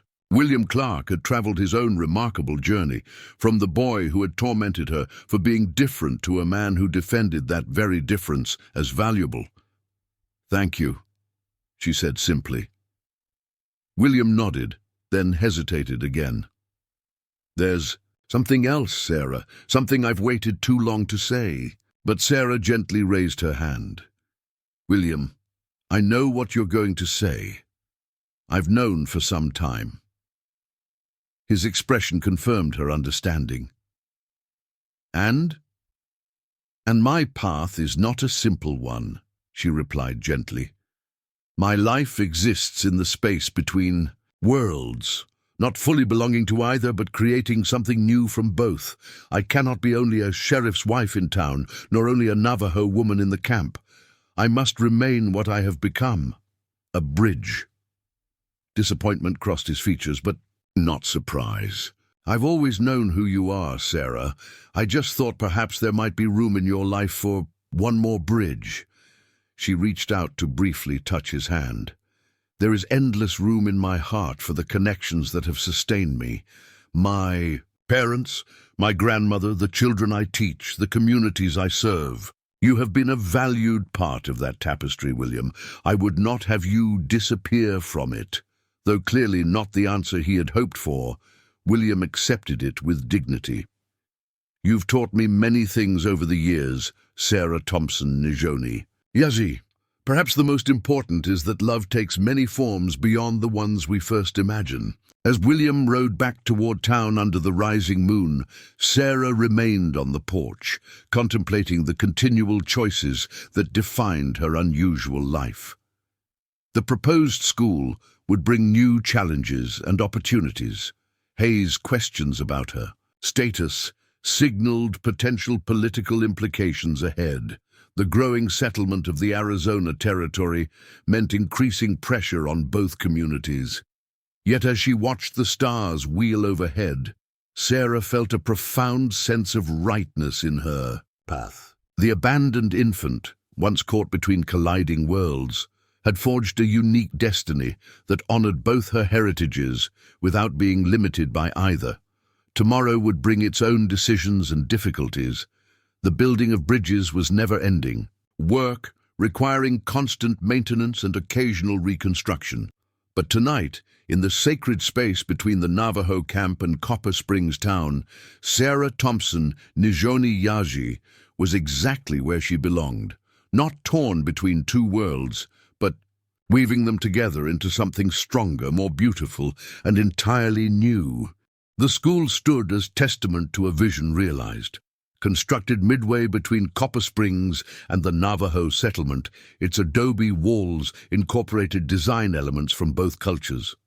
Large windows allow natural light to flood the classrooms. Outside, gardens cultivated native plants alongside practical crops, serving as living classrooms where children learned both traditional knowledge and modern agricultural techniques. 10 years had passed since its founding. What had begun as a controversial experiment had gradually earned acceptance from both communities. Sarah, now in her early 40s, walked through the central courtyard, observing students engaged in various activities. Some practiced writing, in both English and Navajo. Others worked with an elderly Navajo silversmith who visited weekly to teach traditional crafting methods. In the distance, children's laughter rose from the playing fields where both settler and Navajo games were. Taught with equal respect. "Quite a legacy you've built," said a familiar voice behind her. Sarah turned to find Colonel Bennett, now retired from government service but still actively involved in Indian affairs as a private citizen. His once dark hair had gone completely white, and he walked with the assistance of a cane, but his eyes remained sharp and perceptive. "We built it together," Sarah corrected him gently. "All of us." Bennett smiled, gesturing toward a bench in the shade. "Do an old man the courtesy of sitting with him a moment. These journeys grow more taxing with each passing year." As they sat, Sarah noted the letter he carried. Official government stationery, visible through the envelope. "You've heard from Washington?" "Indeed." Bennett's expression grew serious. "President Harrison's administration is taking a renewed interest in our little experiment here. Your school's success has caught the attention of reformers within the Bureau." Sarah had learned to be wary of government attention. "Interest can be dangerous, Edward. The last inspector they sent tried to mandate Christian-only instruction and ban Navajo language in the classroom, and failed spectacularly, thanks to your diplomatic resistance," Bennett reminded her with a hint of pride. "This is different. They're considering using your model for other regions, schools that honor native traditions while providing practical education for the changing world." The news was both encouraging and concerning. Replication without understanding rarely succeeds. What works here is built on years of relationship, trust, and compromise. It can't simply be imposed elsewhere by bureaucratic decree. "Which is precisely why they're requesting your involvement," Bennett revealed, handing her the letter. "They want you to serve as special advisor to the Indian Education Commission, to help develop guidelines based on your experience here." Sarah accepted the letter but didn't immediately open it. "That would mean leaving. I can't abandon what we've built." "Not abandon, expand," Bennett corrected. Your influence could benefit thousands of children across the territories, not just those fortunate enough to attend this school. Sarah gazed across the courtyard, where a young teacher, herself the daughter of a Navajo mother and settler father, was leading a lesson. I'll need to consider this carefully, consult with both councils. Of course, Bennett agreed, but don't dismiss it outright. Your unique position has always been your strength. Perhaps it's time to share that strength more widely. After Bennett departed, Sarah continued her daily rounds through the school, her mind preoccupied with his proposal. In the advanced classroom, she paused to observe Lucy Thompson, James and Martha's adopted daughter, teaching mathematics. The Thompsons had taken in the orphaned settler child 12 years earlier, when they were in their 50s, giving Sarah an unexpected sister and creating another thread in the family's unique tapestry. The ratios must balance, Lucy was explaining, to her attentive students, just as our two communities must balance their needs with the available water during drought seasons. Sarah smiled at this practical application of abstract concepts, exactly the kind of culturally relevant teaching she had championed. Lucy noticed her presence and nodded respectfully before continuing her lesson. At 20, she had grown into a confident young woman who moved comfortably between cultures. Inspired by her older sister's example, later that afternoon, Sarah rode to her parents' home in Copper Springs. James, now in his 76th year, sat on the porch, crafting a small wooden horse. His hands remained remarkably steady despite his age, his carpentry skills undiminished. "There's my girl," he greeted her warmly. Though his hair had thinned and whitened, his eyes still carried the same kindness that had welcomed an orphaned Navajo infant into his home decades ago. Martha emerged from inside, wiping her hands on her apron. At 72, she moved more, slowly, but maintained the quiet strength that had anchored their family through countless challenges. "We weren't expecting you until Sunday dinner," she said, embracing Sarah. "I received some news I wanted to discuss with you," Sarah explained. Settling into a familiar chair, she outlined Bennett's proposal. Watching her parents' reactions carefully, James set aside his carving. "Washington, eh? That's a long way from home." "It would only be for 6 months initially," Sarah clarified. "Time enough to help establish guidelines and train others." Martha studied her daughter thoughtfully. "You're considering it." It wasn't a question. After all these years, Martha could read Sarah's expressions as clearly as written words. "I'm torn," Sarah admitted. "The work here matters deeply to me. But if our approach could help other communities avoid the conflicts we faced," James nodded slowly. "You've always lived in the space between worlds, Sarah. Perhaps this is just widening that space to include more people." "Your father's right," Martha added. "The little girl we raised has never been content with small thinking. Whatever you decide, we'll support you, just as we always have." Their unconditional acceptance moved Sarah deeply. Despite the cultural divisions that had shaped her life, her parents' love had remained her constant foundation. From Copper Springs, Sarah rode toward the Navajo settlement. Much had changed there too over the years. While traditional hogans remained central to the community, improved irrigation systems and trading relationships had brought greater stability and prosperity. The forced relocations that had plagued the Navajo for decades had ceased, at least in this region, replaced by negotiated agreements that respected territorial boundaries. Sarah found Key Yazzie outside the council hogan, deep in conversation with 2 younger men about water allocation during the ongoing drought. At 45, Key had grown into his role as a principal voice in the clan's leadership. The suspicious young warrior had transformed into a respected statesman whose diplomatic skills had helped navigate countless challenges. He excused himself when he saw Sarah approaching. "Your face tells me something important has happened," he observed, leading her to a quiet spot beneath a juniper tree.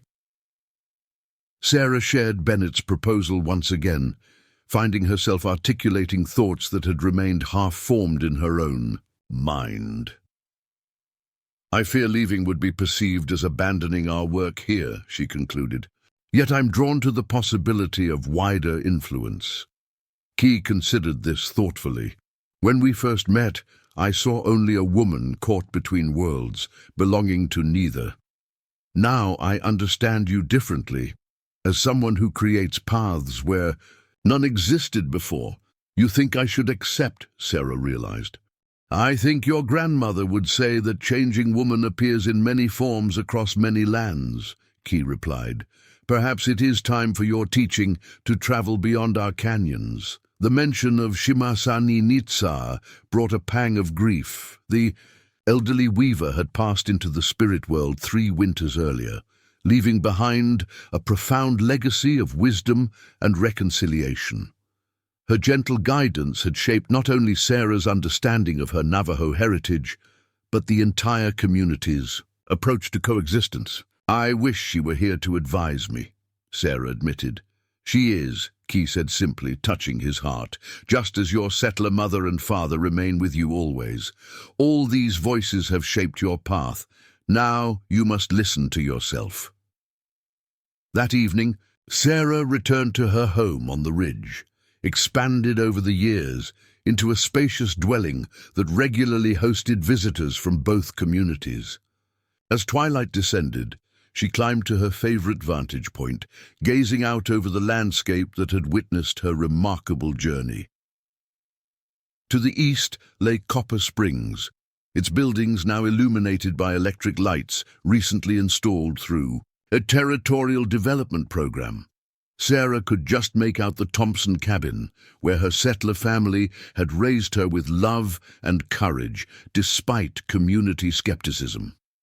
To the west, cooking fires dotted the Navajo settlement, where her birth. People maintained their ancient connections to the land while selectively embracing beneficial innovations. Somewhere among those distant flames were relatives she would never have known without her courageous journey decades ago.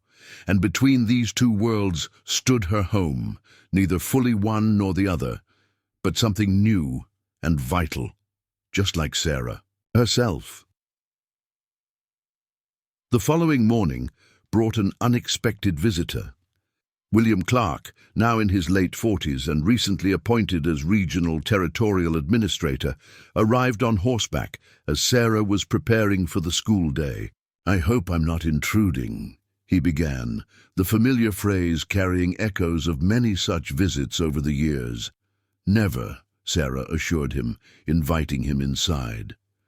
Their relationship had evolved into a comfortable friendship following his declaration. Years ago, William had eventually married a school teacher from Santa Fe and started a family, while maintaining his role as an ally in Sarah's cultural bridge-building efforts. "I've heard about Bennett's proposal," he explained, accepting a cup of coffee. "Word travels fast in these parts." "And you have an opinion?" Sarah asked with a knowing smile. William chuckled.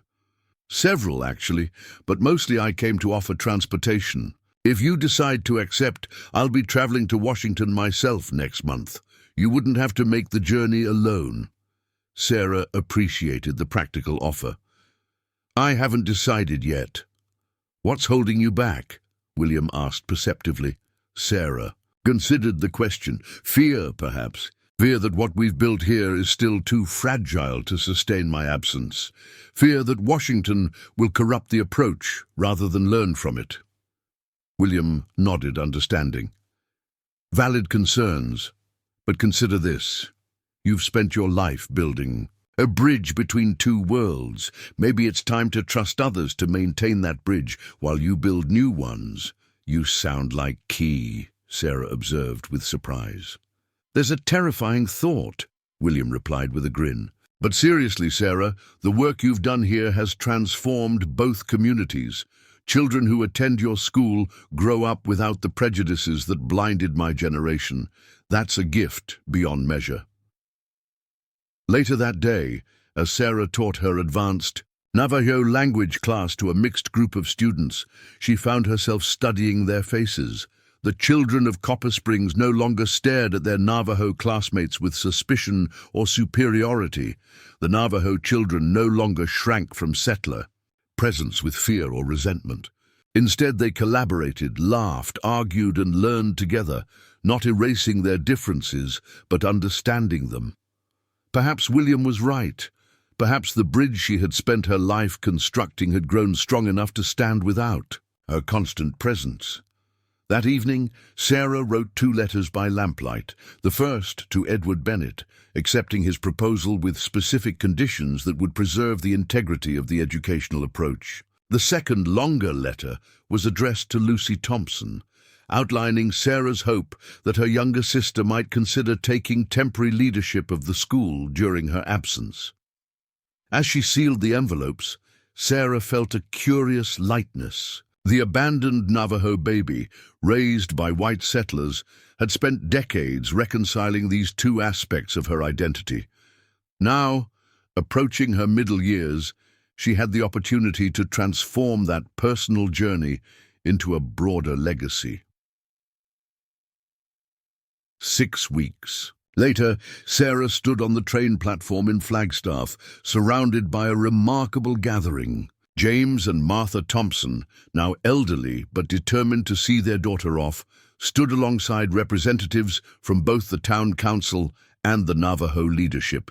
Lucy Thompson, who had eagerly accepted the school leadership role, reviewed last-minute instructions with her older sister. Yazzie waited nearby, his steady presence reassuring amid the emotional farewells. 6 months will pass quickly, Sarah assured her tearful mother. Just come back to us, Martha replied, embracing her. This will always be your home. James, never comfortable with emotional displays, simply squeezed her hand. Show those Washington folks what real wisdom looks like, he advised gruffly. William, Clark approached, ready to accompany her on the first leg of the journey. The train won't wait much longer, he noted gently. As final goodbyes were exchanged, Key stepped forward. In his hands he carried a small bundle wrapped in ceremonial cloth. The council sends this with you, he explained, presenting it to Sarah, to remind you of your roots while you walk new paths. Sarah carefully unwrapped the gift to find her grandmother's most prized weaving tools and a small pouch of earth from the canyon where her birth mother had hidden her as an infant. The symbolic power of these items, connecting her to her Navajo heritage even as she traveled far from the land of her birth, brought tears to her eyes. "Thank you," she whispered. "I will carry these with honor." "And we will await your return," he replied. "The path between our worlds remains open." The train whistle sounded its final warning. William helped Sarah board, then followed with their luggage. As the locomotive lurched into motion, Sarah stood at the window, watching the gathering on the platform gradually recede from view. The train picked up speed, carrying her away from the only home she had ever known, toward an uncertain but purposeful future. Yet Sarah felt not division, but expansion. Her identity not torn between worlds, but encompassing both and reaching beyond them. The abandoned Navajo baby, hidden in a basket during conflict, had been found and raised with love that transcends cultural boundaries. The lost child had discovered her heritage without rejecting her upbringing, and now the woman, Sarah Thompson Nijoni, carried the wisdom of both worlds forward, not as separate traditions to be chosen between, but as complementary strengths to be shared. As mountains gave way to plains, and the familiar landscape of Arizona territory faded into the distance, Sarah opened her journal and began to write. The story of her life, of abandonment and discovery, of division and reconciliation, of building bridges where chasms once stood, would now help shape the future for children of many nations. It was not an ending, but a continuation, another chapter in a remarkable journey that had begun in a woven basket beneath a juniper tree. where an infant caught between worlds had been given the chance to someday transform them both. Up next, you've got two more standout stories right on your screen. If this one hits the mark, you won't want to pass these up. Just click and check them out. And don't forget to subscribe and turn on the notification bell so you don't miss any upload from us.